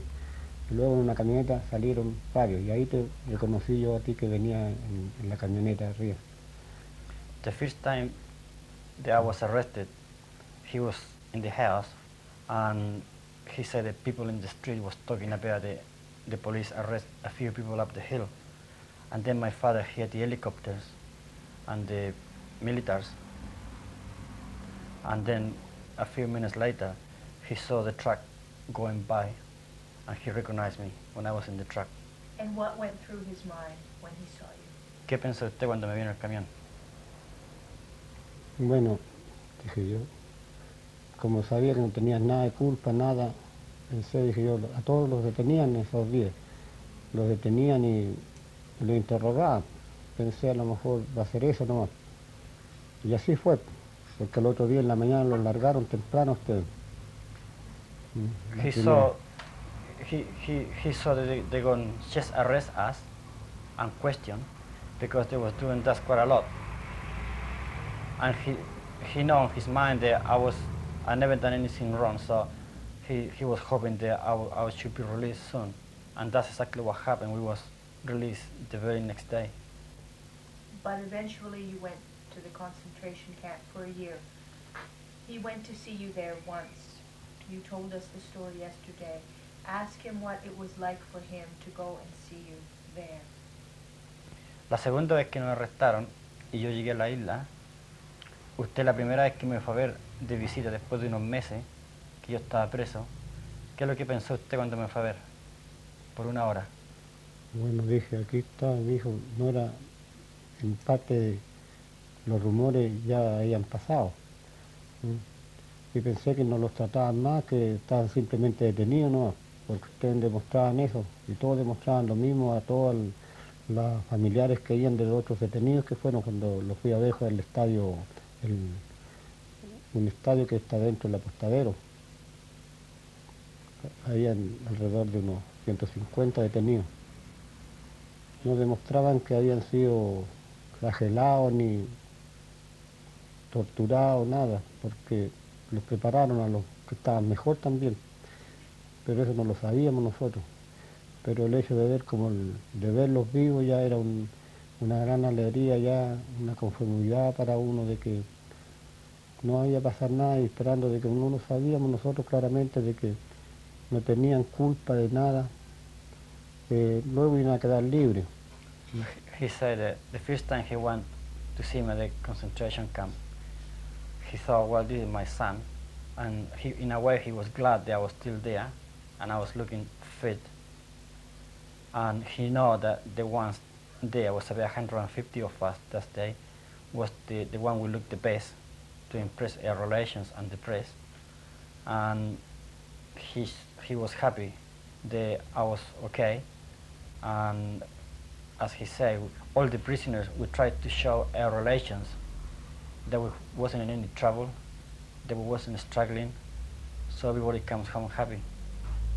Ask him, did he come home happy? ¿Usted volvió a la casa feliz? Claro, pero todo el tiempo preocupado porque siempre seguían los comentarios, los rumores, y siempre seguían asesinando gente los militares por una cosa y otra. Entonces pensaba yo que no fuera a caer en ese grupo, que alguien fuera a hacer algo. Entonces ellos no miraban a la persona, sino a todo el grupo que estaba con ellos, y eso lo sabíamos nosotros. Yo uno que pensaba de que no fuera alguien del grupo a cometer alguna cosa para que no los castigaran a todos los del grupo, porque en otras partes pasaba así, en otros grupos, en otras cárceles, en otros campos de detenciones. En la isla yo nunca supe de que estuvo en el Borgoña. Ahí ya me habría preocupado más, porque ahí era difícil salir vivo de ahí, y a todos los llevaban ahí. Pero la parte más grave y más peligrosa que tuvo fue aquí en la cárcel, en los primeros días que estuvo detenido. He was happy in a way, but because he know I was, this is about 6 months after I was arrested. He was happy because he know I was okay, but he's still very, very worried, because if anybody any group do anything outside, the first one to pay was going to be us. That was happening all the time. Any attempt against the militaries in any way, the one who's going to pay us the guys who are in jail, and that was his main concern. And he was hoping that in our group, every time we were questioned, no one of us was going to do or say something stupid which want to commit all of us to Was he frightened for the rest of his family? I mean, wasn't he afraid that because you had been arrested and put in a prison, that they might come for him, the other children, your wife? ¿Tenía miedo usted de que porque yo estaba preso podrían arrestar a algún miembro más de la familia, a usted o a alguien más? Claro, todo el tiempo nos dormíamos tranquilos aquí, pensando yo de que por qué cosa podía sucederle algo al mismo Eduardo, que en ese tiempo era marino, y que por tener un hermano detenido, podía a él le pasarle algo, porque los altos mandos no querían tener nada, ningún familiar en la Armada o en el Ejército que estuviera comprometido con alguien de, como ellos llamaban, terrorista en esos días. He was, yeah, he was worried for him. He thought that they might come and get him, but he was more worried for my brother because he knows that he was in the island, and everybody knows in Chile that the big chief of the armed forces, they didn't want anything to do with people in the Navy or in the Army whose relation was involved in politics or there was hell in concentration camps. They couldn't sleep. He said they never sleep well for many months, thinking about it. How many tears did he shed over those months for you? ¿Cuántas lágrimas botó por lo que me estaba pasando a mí en esos meses? Bueno, cuando me acuerdo todavía se me caen las lágrimas, pero siempre agradezco yo a la Santa de que nos favoreció a todos. Y agradezco al marino que lo trató bien cuando lo vio en estado agónico en la cárcel. A él, porque dentro de todo hay alguien que no son tan malos, tienen algo de humano los militares. Y tocó la gracia de que ese guardia era humano. Y lo vio que estaba tan mal y lo cubrió con algo. Si no, esa misma noche habría muerto el Jorge. Pero eso yo no lo sabía, después lo supe. Y siempre he agradecido de ese hombre, que seguramente por algún conducto conocía al Eduardo en ese tiempo que era marino. Por algún rasgo familiar lo conoció y lo abrigó esa noche cuando estaba inconsciente en una celda de nudo donde nadie vivía después de una noche helada, y le acercó un termo que tenía con café para que cuando despertara tomara algo caliente en la mañana. He said he still, every day, he remembers every day. And every time he remembers, he's still crying as a man. And he always thanks a sailor who, when I was lying dead, almost dead, in a cell one night, he came to me and he cleaned me and covered me. I never knew this. He was told by the same sailor a few months later, because this sailor, he knew my brother. And the sailor came and told him that I was lying there and there, half dead. He covered me, he cleaned me, and gave me a drink of coffee. My father said that not everybody's so is as bad as we think, and if it wasn't for that sailor, I would have died because people won't last one night there and the way I was. The sailor came to tell my father crying what happens, and I never knew about that. I knew that soldiers sometimes help us, but since I was unconscious, I didn't know. I'm glad he did.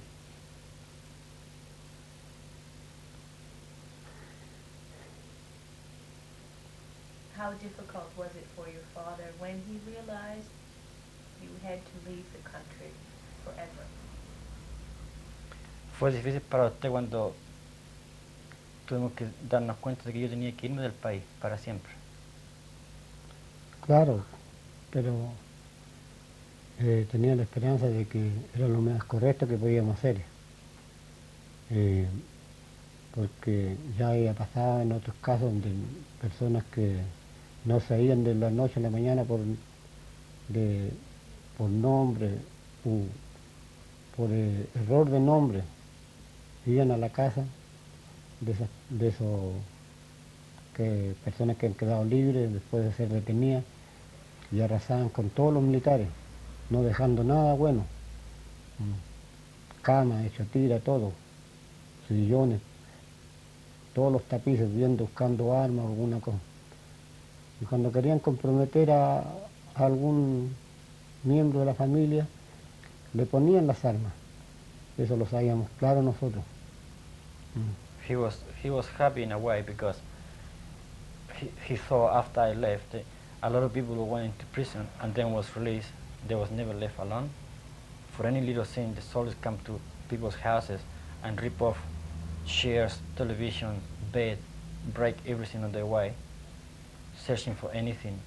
And at the same time, if they really want to find something, many times the soldiers themselves place the guns or explosive in someone's back bedroom and they tell everybody what they found. It was very horrific the first 3 or 4 years. Does he miss you? ¿Me echa de menos usted? Bueno, como a todos mis hijos, a todos, porque nosotros somos una familia muy unida, los hijos. Los niños fui muy querido con mis hijos, yo los quise mucho. Es algo que muy personal que tengo porque yo viví separado de mis hermanos, entonces nunca pude estar junto con ellos, entonces pensé hacer un lugar de no separarlos de ellos, de niños, que no les faltara nada, que tuvieran todo lo mínimo que se les puede dar a los hijos. Lo que más me gustaba estar reunido con ellos cuando niños, para la cena, comida o fiesta. Y siempre me acuerdo de eso, por eso lo echo de menos. Mi anhelo siempre es que algún día Dios me ayude a tener una casa grande para tenerlos todos reunidos nuevamente, juntos. Pero también ahora tengo la satisfacción de contar con ellos que están bien, eso me da más ánimo y ya. No me preocupa tanto. Es como últimamente hemos estado reuniéndolo periódicamente ya por un año, un par de meses cada año, y esperando ahora, programando un posible viaje nuevamente para estar nuevamente juntos. O sea que esto va a seguir ahora más continuo, no tan espacio muy largo de vernos. He missed me, and the same way he missed all his sons because when he got married, when he was a kid, he never got to live with his family. He never got a father, and he never got his brothers around him. He was just sent somewhere to live with one of his uncles at the farm somewhere. And when we was little, he used to spend a lot of time with us, and he really enjoyed the times eating together. And I still remember he is taking us out fishing and hunting. He still does. And now he can do this. But in a way, he's happy to know that we are okay. And he hoped one day to have a really big house so we can all be together again. But over the last few years, he's very grateful that we are able to come to Chile every 1 or 2 years and spend some time together, which is that's made him very happy. What is the lesson for the rest of the world about Pinochet years? What is important that we all remember about what happened here? ¿Cuál es la lección para el resto del mundo de lo que pasó con Pinochet en Chile, que el resto del mundo puede aprender? Bueno, comprendiendo bien las cosas como se estaban viendo, es la política en vez de que empieza a corromperse. en la gente. En una parte, Pinochet estuvo bien, estuvieron bien los militares, cualquiera en ese momento pudo haber hecho eso. Bueno, le tocó que estaba en ese momento nombrado por el mismo gobierno Allende a Pinochet. Como estaban las cosas, yo creo que hizo bien. Donde estuvo la falla, donde estuvo lo malo, después las ansias de poder que tuvo y las muertes de tanta juventud innecesaria, ahí donde estuvo hasta su último mandato, moría gente de la noche a la mañana que estaban por ser de ideas contrarias o porque habían gritado muchas veces que muera Pinochet, eran detenidos y más adelante se encontraban muertos. Ahí donde estuvo mal. Entonces es la misma gente, las mismas constituciones de la gente lo que no debe empezar a esparramarse esa política, de formar tantos partidos, tantas doctrinas que llevan a una confrontación de entre hermanos. Aquí está bien claro, así como estaba el asunto en ese tiempo, era cuestión de meses para una guerra civil, porque todos ya se estaban armando, todos estaban mirando al contrario, del color contrario político, como un enemigo. He think that politics corrupt a country, especially in a country where there is so many political parties. People get too much power and do whatever they want. He still think that Chile in 1973 when the military coup comes was a real mess, and what happened was just about to happen. Happens that Pinochet was at the top and he had to take over. And was the best thing for Chile to stop in a way.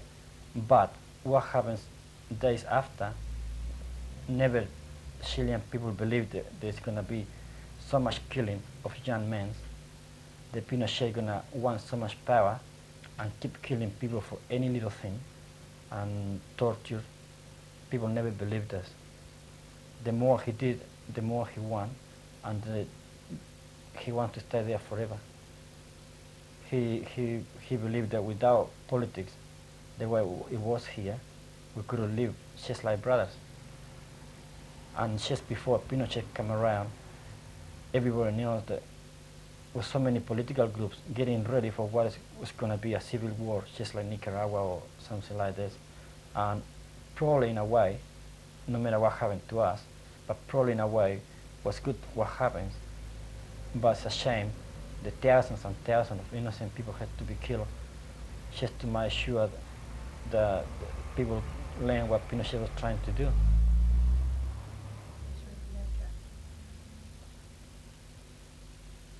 How is he feeling about going to New Zealand? ¿Cómo se siente Bea sobre ir el viaje a Nueva Zelanda? Bueno,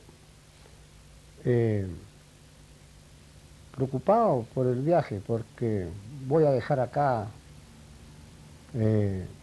todo y por ir a ver a mis hijos y a mi nuevo retoño allá, a mi nuevo nieto, porque acá yo tengo 3 nietos que son la alegría, los que me mantienen acá contentos, mi familia acá. Y allá, eso es lo que me da una alegría cuando me acuerdo también de que voy a ver otros nietos allá. Y, que no conozco, son 2, una nieta y un nieto. Pienso de que ellos me van a atender muy bien, mis hijos allá. Estoy muy contento por mi señora, que es la que más anhela estar con ellos, que será uno de los viajes más hermosos y más largos que he tenido en la vida, porque jamás lo había soñado. Solamente de pensar de estar en esos países donde solamente se ven por la tele, en Hawái,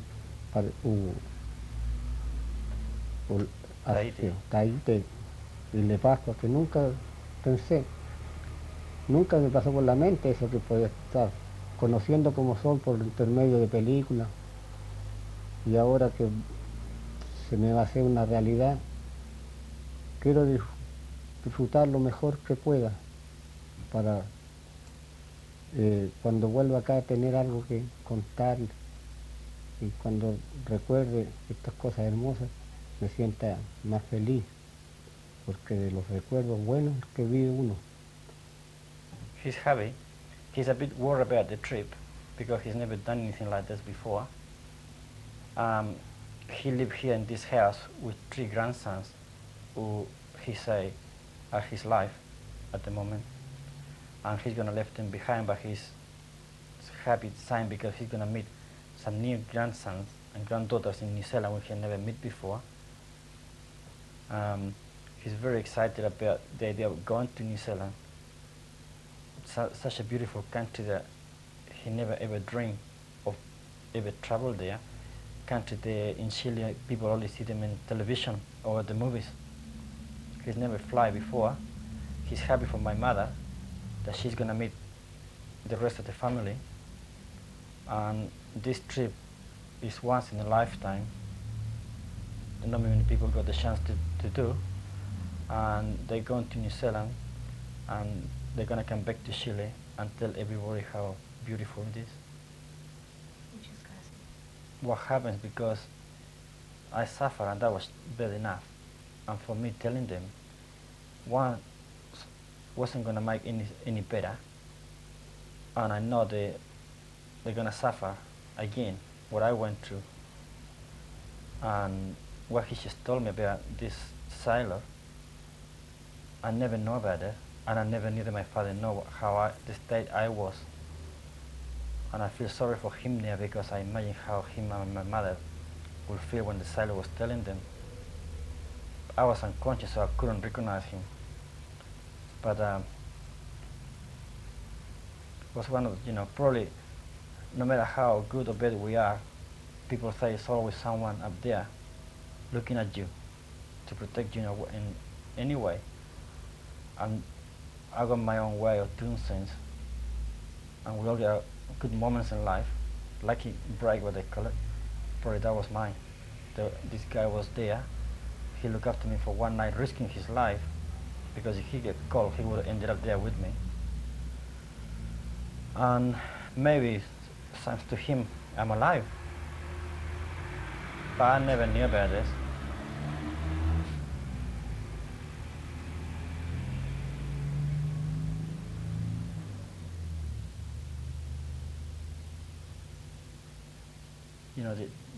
They hear a lot of comments from people what's going on, and they got a rough idea what happened to us inside. As he said before, he said the worst moment for them was when I was in here, because here we were tortured and everything. In the island was a bit different, and inside there you are just like a zombie. I was tortured for about 15 days and 15 nights, and now that he know what happened to me, I just was thinking when he was talking, this house probably I just don't even want to think about what was going through here, because my father looks very tough and all that, but inside him he's very emotional, and he doesn't want anything to happen to anybody in his family since we was little. And my mother, she's a woman which she loves her sons very much, and like any other mother, what they're doing to me, they're doing to her. So wasn't the happiest house in the town at the moment. But that's why I feel so happy when I come back from New Zealand to see them, because what happens, happens. I don't have any hard feelings for anybody. I don't feel bad about what happens, what someone did to me, because they was told to do it. I don't hold anything against them. I will never forget.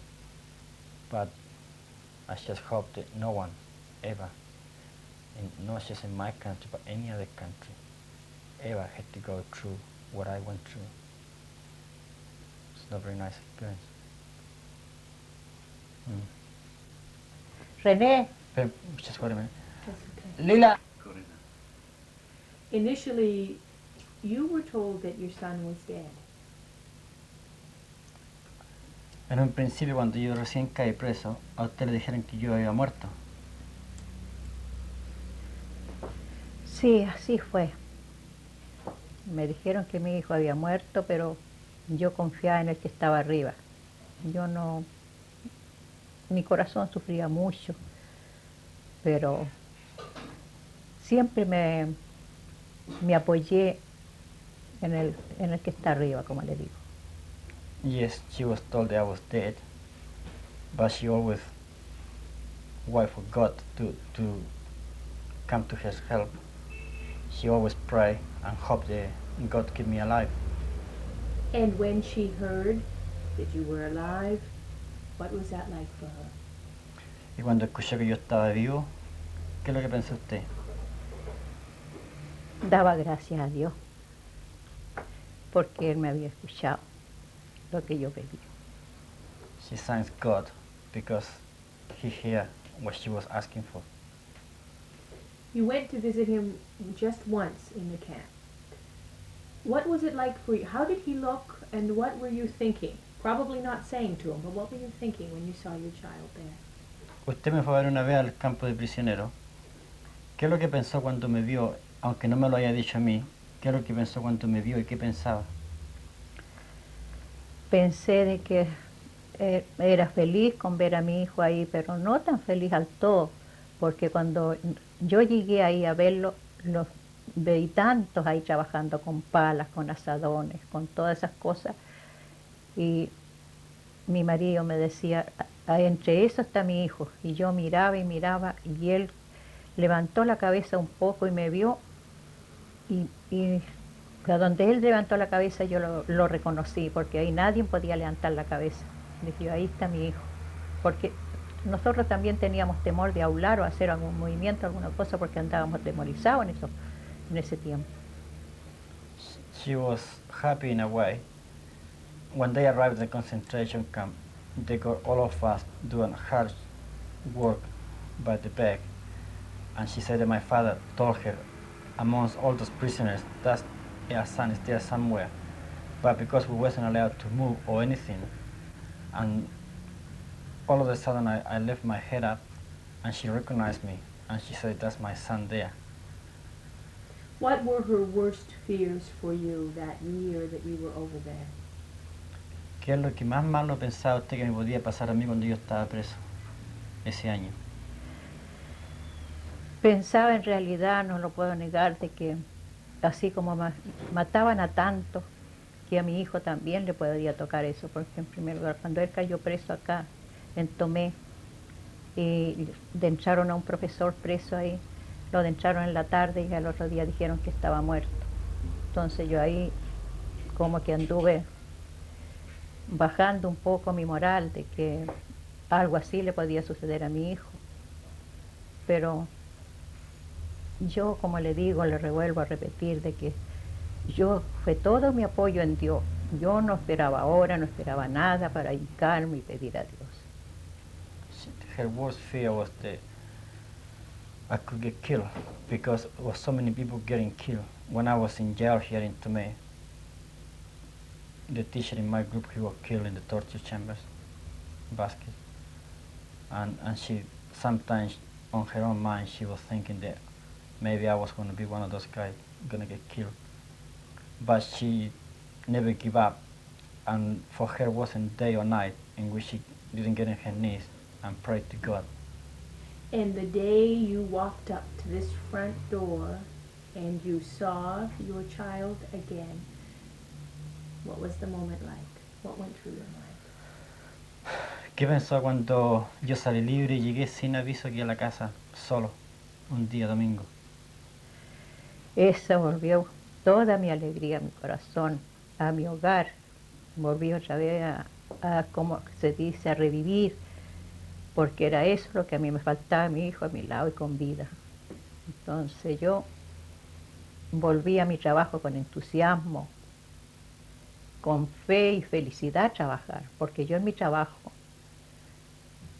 yo trabajaba un poco, salía, pendiente de mi hijo, me largaba a llorar, salía corriendo, me hincaba en el baño, pedía a Dios un poco, después volvía a mi trabajo. She was happy, all the happiness returned to her just in one moment because she was waiting for so long. This house was full of happiness when I come home. She said after this, she, she went back to work a lot happier because before this, she worked for 5 or 10 minutes and start crying and she had to run to the toilet or anywhere where she couldn't not be seen and pray. That was every day, every night until I come home.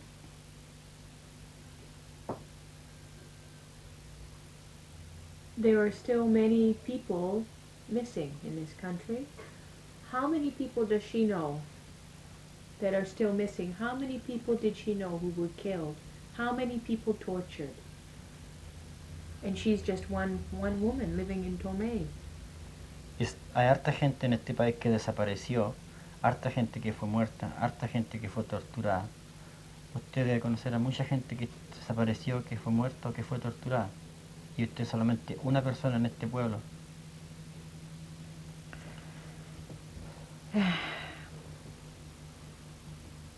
¿Se refiere a mi hijo? A otra gente que usted sabe que le pasó algo. Sí, yo sentí mucho en mi corazón de ver de que esas madres sufrían aún mucho más que mí, porque yo, mal por mal, yo a mi hijo lo recibí otra vez nuevamente como debía de haber sido, y esas pobres madres que recibieron a sus hijos, que hasta todavía ellas hacen cosas por ahí, protestas, qué sé yo, y yo pienso entre mí, digo yo, de que yo, si hubiese sido una cosa así, yo quizás también andaría en eso, o bien quizás qué habría sido de mí, porque yo tenía en esos momentos malas ideas cuando estaba mi hijo sufriendo. She said that she knows a lot of people, a lot of suffer. Especially she knows a lot of mothers who suffer more than her because at least she got her son alive. A lot of other people wasn't just like it. And a lot of mothers at the moment, still remember every day their sons or husbands, and they go out and make themselves heard, protest, and all sort of things. If something would have happened to me, she said she probably would be one of those parents up there, because when I was in jail, she didn't got very good ideas what she will do if something happens to me. Are there people still missing today in Chile? ¿Todavía hay gente que está perdida en Chile? Sí, todavía. Mucha gente perdida que no han sabido jamás de ello. Yes, heaps of people, but nobody knows about it, you know. Taken action against the men like Pinochet and all the others who did these terrible crimes. Should they take action? Ningún gobierno ha tomado ninguna medida en contra de Pinochet por lo que hicieron. ¿Usted cree que el gobierno debe hacer algo en contra de ellos? Yo creo que sí. Nadie más lo merece de ser castigado y sufrir como hizo sufrir tantas madres, tantas en este país como Pinochet. She thinks they will, because nobody deserves to be more punished than Pinochet. He gives so much misery to so many mothers in the country. Feel about New Zealand, because that's the country that gave you a new home and freedom and safety. Does she have special feelings about the country? ¿Qué piensa usted o cómo se siente con Nueva Zelanda, que fue el país que me acogió a mí, me dio libertad, trabajo? No caben en mí la felicidad que siento por ese país. Soy franca en decírselo, se lo digo de corazón, como una madre que sufrió. Y ese país para mí ha sido como, le dio una acogida, como calor, no sé cómo podría explicarme, a mi hijo, que le revivió su vida y lo acogió como él, como madre, que yo lo tengo a él presente así, lo merece. Y vivo agradecida. She hasn't got enough words to describe how grateful she feels about New Zealand for giving me what I got as a mother. She heard a lot about the country. As a mother, she always know that New Zealand give everything for me. She's very, very happy. She just can't describe. Muchas gracias.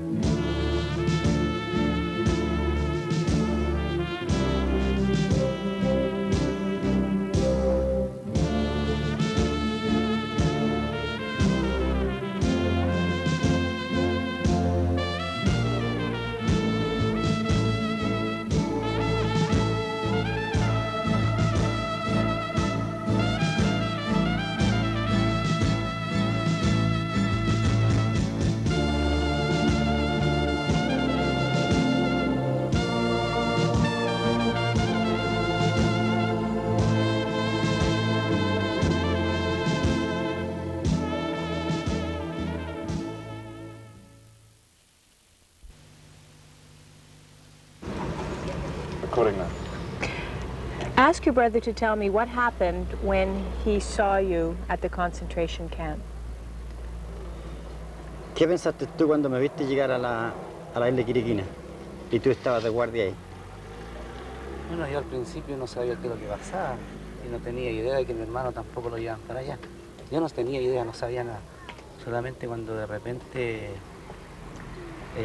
antes que eso yo te fui a ver, antes que te llevaran a la isla te fui a ver a la base naval. A la base naval. Ahí supe de que mi hermano estaba detenido y que estaba preso, ya estaba listo para llevarlo a la isla. Pero cuando lo llevaron a la isla no tenía idea, solamente cuando un día lo veo ahí en el sitio donde estaban todos los presos políticos y me di cuenta que estaba en ahí. Me acerqué a conversar con él, lo que era un poco difícil para mí, yo en ese momento no entendía qué es lo que pasaba. Y el riesgo que corría yo también de acercarme a conversar con él. Pero para mí fue harto difícil saber de que un hermano estaba allá. Yeah, my brother said he was, he didn't know what was going on, because the first time he knew that I was taken prisoner was when I was in the military base, and he went there and tried to see me, and then when I got to the concentration camp, he saw me between all the prisoners when we arrived, but it was very difficult for him to get even near me because the situation, he was there on duty, and I was a prisoner. And until today, I never told anybody about that I got a brother in the Navy when I went there. What if you had told that he was your brother? What would have happened to him? The most likely thing would have happened, they would have get him as well and ask him a lot of questions, and especially if his brother was a prisoner in the same camp where he was a guard. It's a lot of people got a lot of problems with this, in that situation with the brothers being in the army or in the Navy. Even I know very well a case, one of my friends, who his brother was in the army far away, and he was killed by accident. By accident? By accident. Your brother did more than see you. Ask him to tell me what he was told to do and how he felt when he had to do it.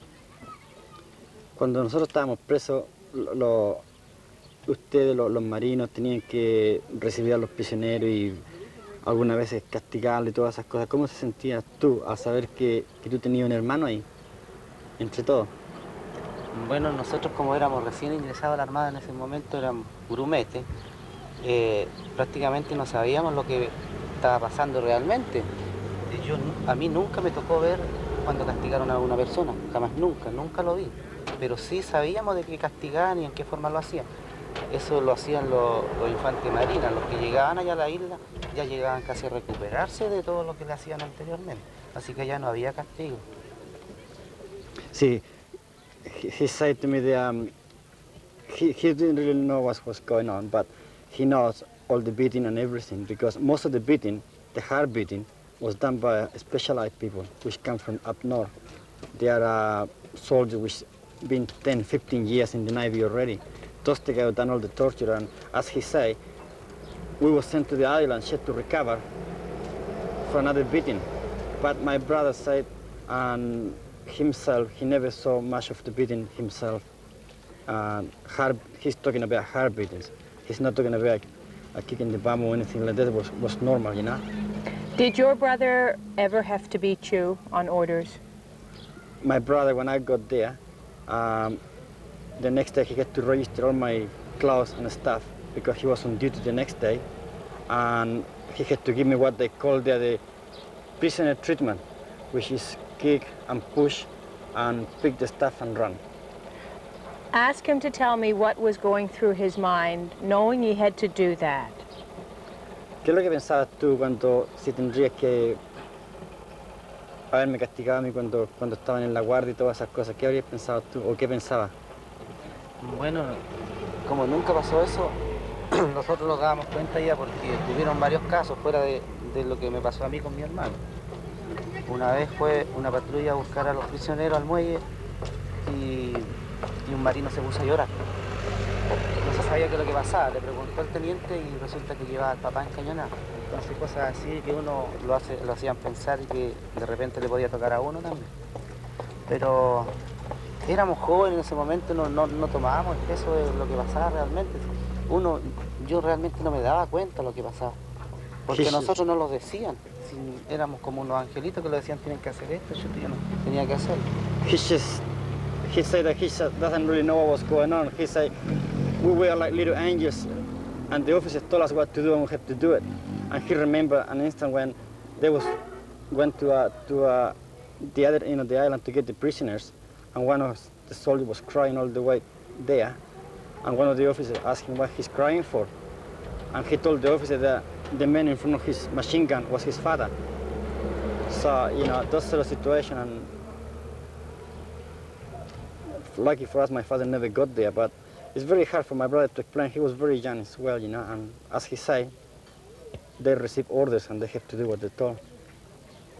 El uniforme me sentía mal, de saber de que a lo mejor la gente me miraba con resentimiento, con cosas así, porque realmente hubieron cosas que no deberían haber ocurrido aquí.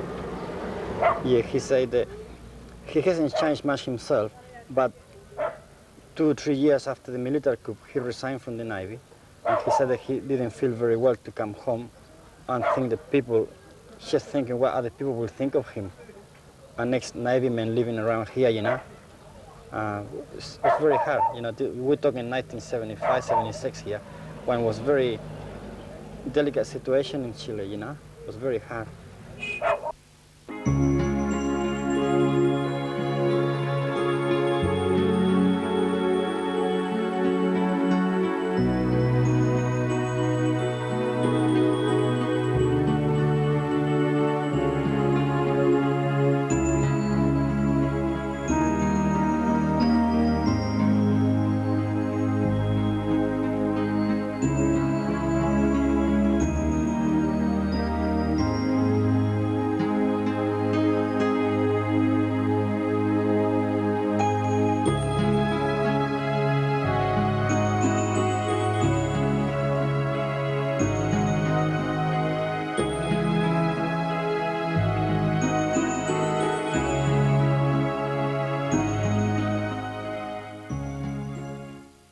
Police station, this man beat you. Yeah, he did. This man beat you, he tortured you. He didn't torture me, he just beat me, just for the hell of it. Did he When- beat you badly? Compared with what the Navy done to me, wasn't that bad. That was the policeman who beat you all those years ago. Yep, that's him. Well, he only beat me once, in 1973, but I had never talked to him about it, you know? Seeing him again, are you frightened? No. Now it's different story in Chile. Now it's democracy and there's nothing he can do now. To him. You feel up to it? We'll see if he wants to talk. All And right. if he doesn't.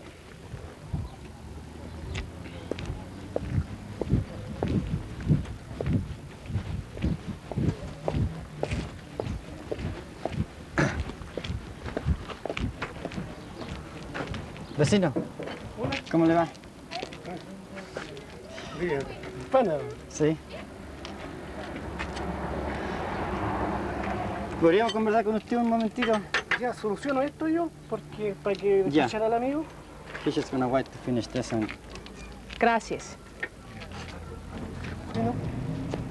Are you rolling now? Yes. Habla con usted solo. Vecino mío, lo que vamos a hacer, ellos son periodistas de Nueva Zelanda y están haciendo un programa sobre mí, sobre lo que hago en Nueva Zelanda, el deporte y a la vez sobre lo que me pasó a mí en el año 73. Entonces, yo siempre he venido a Chile, hemos conversado, o sea, nos hemos saludado y todas esas cosas. Yo lo vine a saludar una vez a su casa. Sí. Pero yo siempre le quería hacer una pregunta que siempre me quedó en la mente. Y yo le puedo hacer 2 preguntas ahora a usted, pero si usted no las quiere responder, no las responde. ¿Ah? ¿Qué le parece? Ya, hágala nomás. Yeah. He wants me to ask him the questions. So, Please, por favor. la primera pregunta es que el 14 de noviembre del 73, yo fui tomado detenido. Estaba preso en la cárcel de Carabineros y estaba amarrado. Y siempre me acuerdo que usted llegó ahí, en ese momento. Y cuando me vio, usted le dijo a los demás oficiales y este weón vive al lado de mi casa. Yo siempre he pensado, ¿por qué? O sea, ¿qué podría haber hecho yo? O No, qué, no. qué podría... Eso yo pienso que no es así. Me hubiese recordado al tiro. Sí, o sea, yo no lo hago con rencor, no, yo solamente No. quiero saber qué pensaba usted en ese momento de mí, porque yo era tan joven y todas esas cosas. No recuerdo yo. No recuerda, No recuerdo yo. no recuerda. Puede que tú también te hayas confundido conmigo. No haya sido yo. Claro. What does he say? He doesn't remember saying that. He said I might think it was him, but it was someone else. So he says he didn't say those things about you. Yes, he denied that he said those things about me. Do you believe him? No. Ask him your next question. Bueno, esa era una pregunta. Pero, o sea, esa pregunta era la más fácil, digamos, ¿cierto? Porque ella me preguntó que le hiciera la otra pregunta. Como le digo, si usted no la quiere responder, no hay que responderla. Usted sabe de que cuando estábamos ahí en la cárcel, los infantes de Marina nosotros no nos trataban muy bien. Yo lo único que te puedo decirte es que Carabinero con los detenidos se metió harto poco. Y tú tienes que estar consciente de eso. Claro, Fue casi nada. claro, Lo demás lo hizo todos los infantes marinos. claro. No solamente nosotros ubicábamos a las casas donde vivían las personas que el Estado mandaba Toma la a tenía. tomar solamente, y hasta ahí nomás llegaba la misión de nosotros. Nosotros después no lo metíamos en nada. Claro.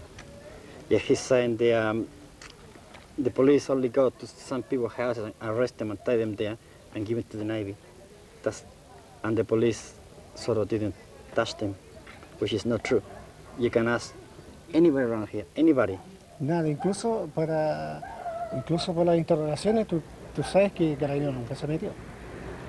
Yeah, he said even the tortures Claro, the police never got. Nadie. But it's not because I'm saying it, but you can ask any citizen in Chile about it, and they will say exactly the opposite. So, Ask him. Wait for that noisy thing. Ask him why so many people would tell me that police did these things if it wasn't true. Why would people lie to me? claro, a ellos los periodistas, mucha gente le ha dicho lo que hacía la policía en Chile. ¿Por qué la gente mentiría en ese sentido? Es que depende de las partes. Depende which cities. Claro, aquí es un pueblo tranquilo, Carabinero no tenía nada que hacer mucho.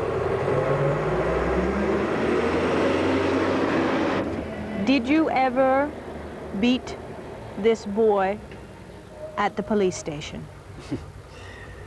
Ella quiere que le pregunte a usted si cuando yo estaba, ¿cómo se dice? Con la vista tapada, todo eso, si usted alguna vez me tocó. No, sí, no. Never. Si Carabinero solamente tomaba detenido, los llevaba y se lo entregaba a los militares.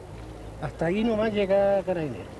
Después uno no se olvidaba. He said that the police only get the people and give it to the militaries. Okay. And that was the end of it. Ask him why he was asked to leave the police force. ¿Usted cuántos años hace que no es policía? 5 años. 5. 5 years he's not a policeman. Why? What Se happened? retiró, ¿por qué? No, es que ya cumplí ya.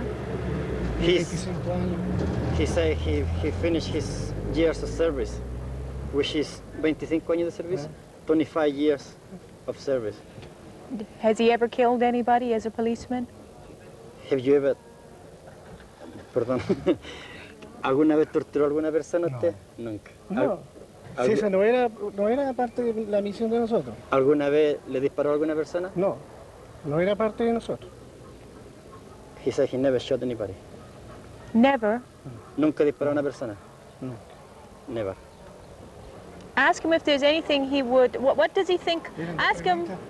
Ask him what he thinks about the Pinochet years in the 70s. He said it's only 2 questions, but Yeah. ella quiere saber qué pensaba usted del régimen en ese tiempo. Yo no le puedo contestar nada. Eran 2 preguntas. He doesn't want to answer anymore because it was only 2 questions. He doesn't He's want to only talk going to anymore. give me 2. Okay. Thank you very much. Yeah. Gracias. Adiós. Oh, Ya, ya, gracias. chao.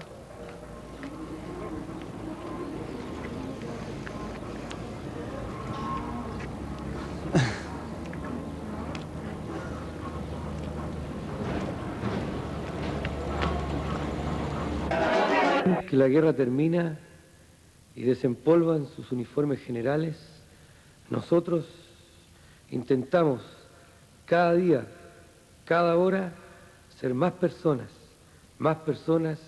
construyendo paz. Claro, el gordo Ricardo, la Flor, su hijito y sus hijitas se fueron a Australia. La Mónica con el Nicolás y sin el Lucas a Suecia.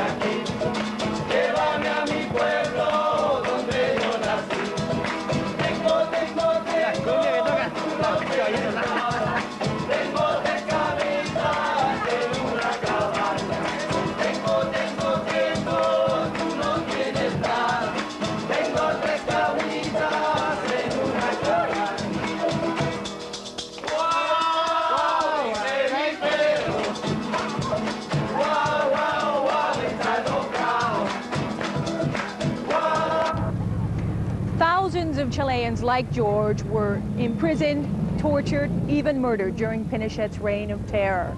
Hundreds more simply vanished, disappeared. Many of them are still missing today. And yet, incredibly, Pinochet and his men have never been punished for the atrocities.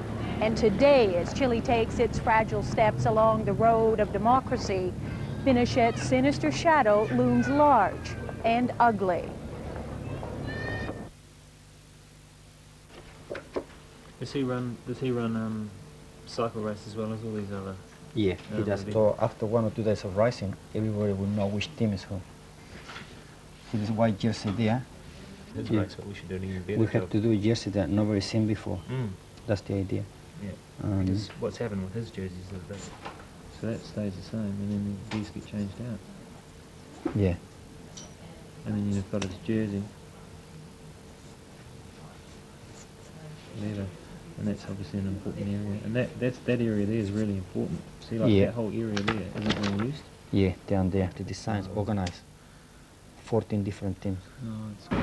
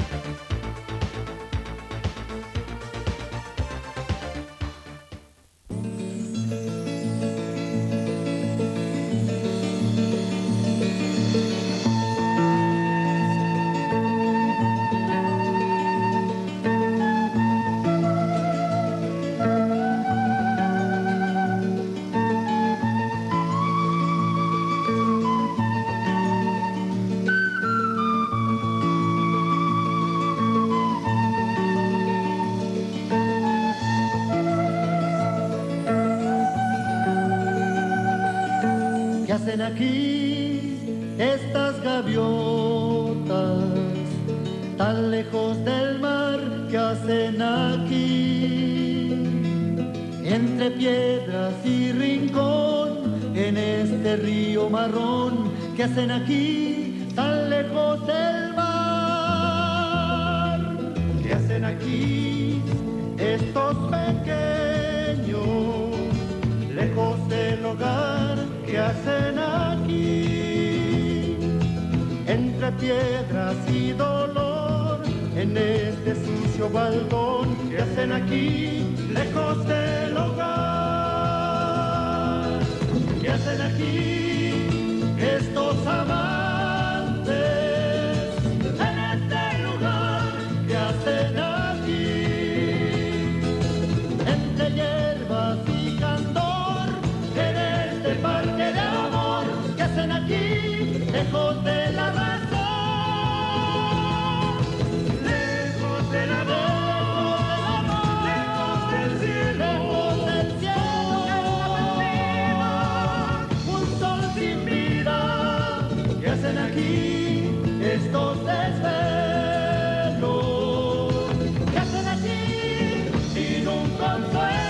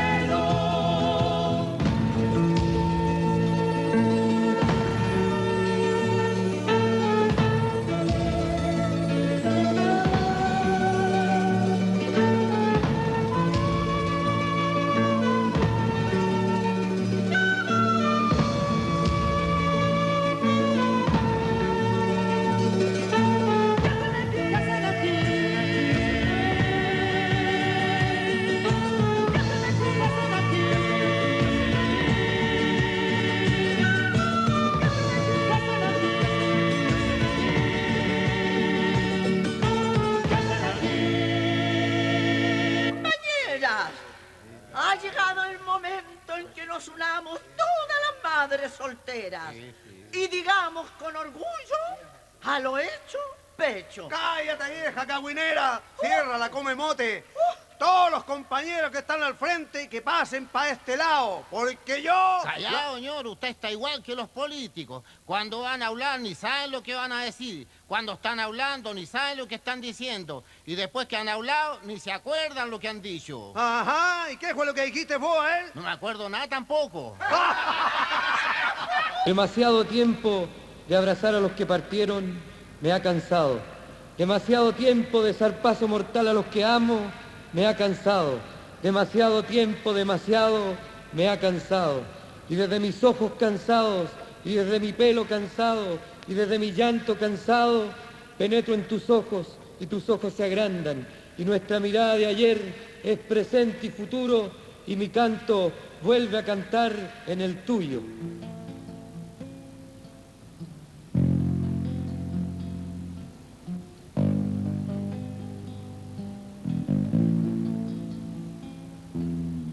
Al contemplar tu mirada tan triste, vuelvo a pensar en ayer, que caminaba sin miedo a tu lado, sin preguntar el porqué, donde se oían todas las voces y el canto de todos se hacía escuchar. Apretar el presente con brazos y voces que hoy puedan cantar.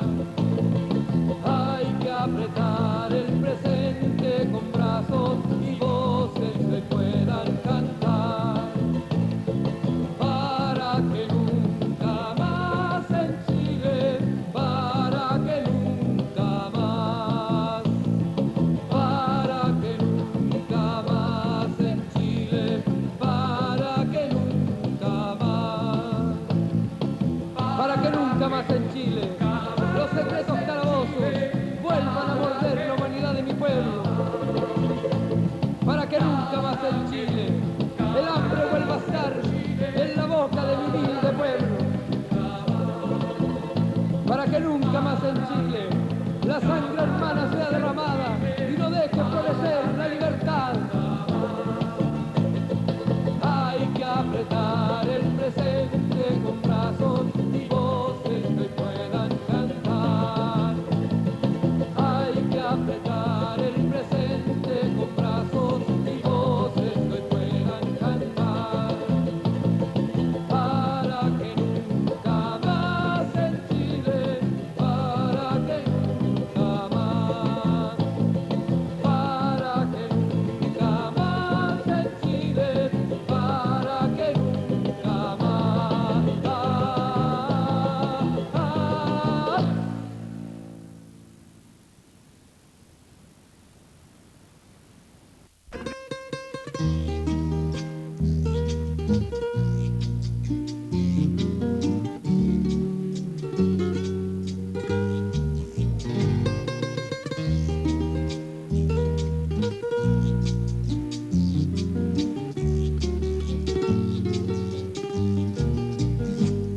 Cansado de llamarte, con mi alma destrozada, comprendo que no vienes, porque no quiere Dios, al ver que inútilmente te envío mis palabras, llorando mi guitarra, te deja oír su voz, al ver que inútilmente te envío mis palabras, llorando mi guitarra, te deja oír su voz.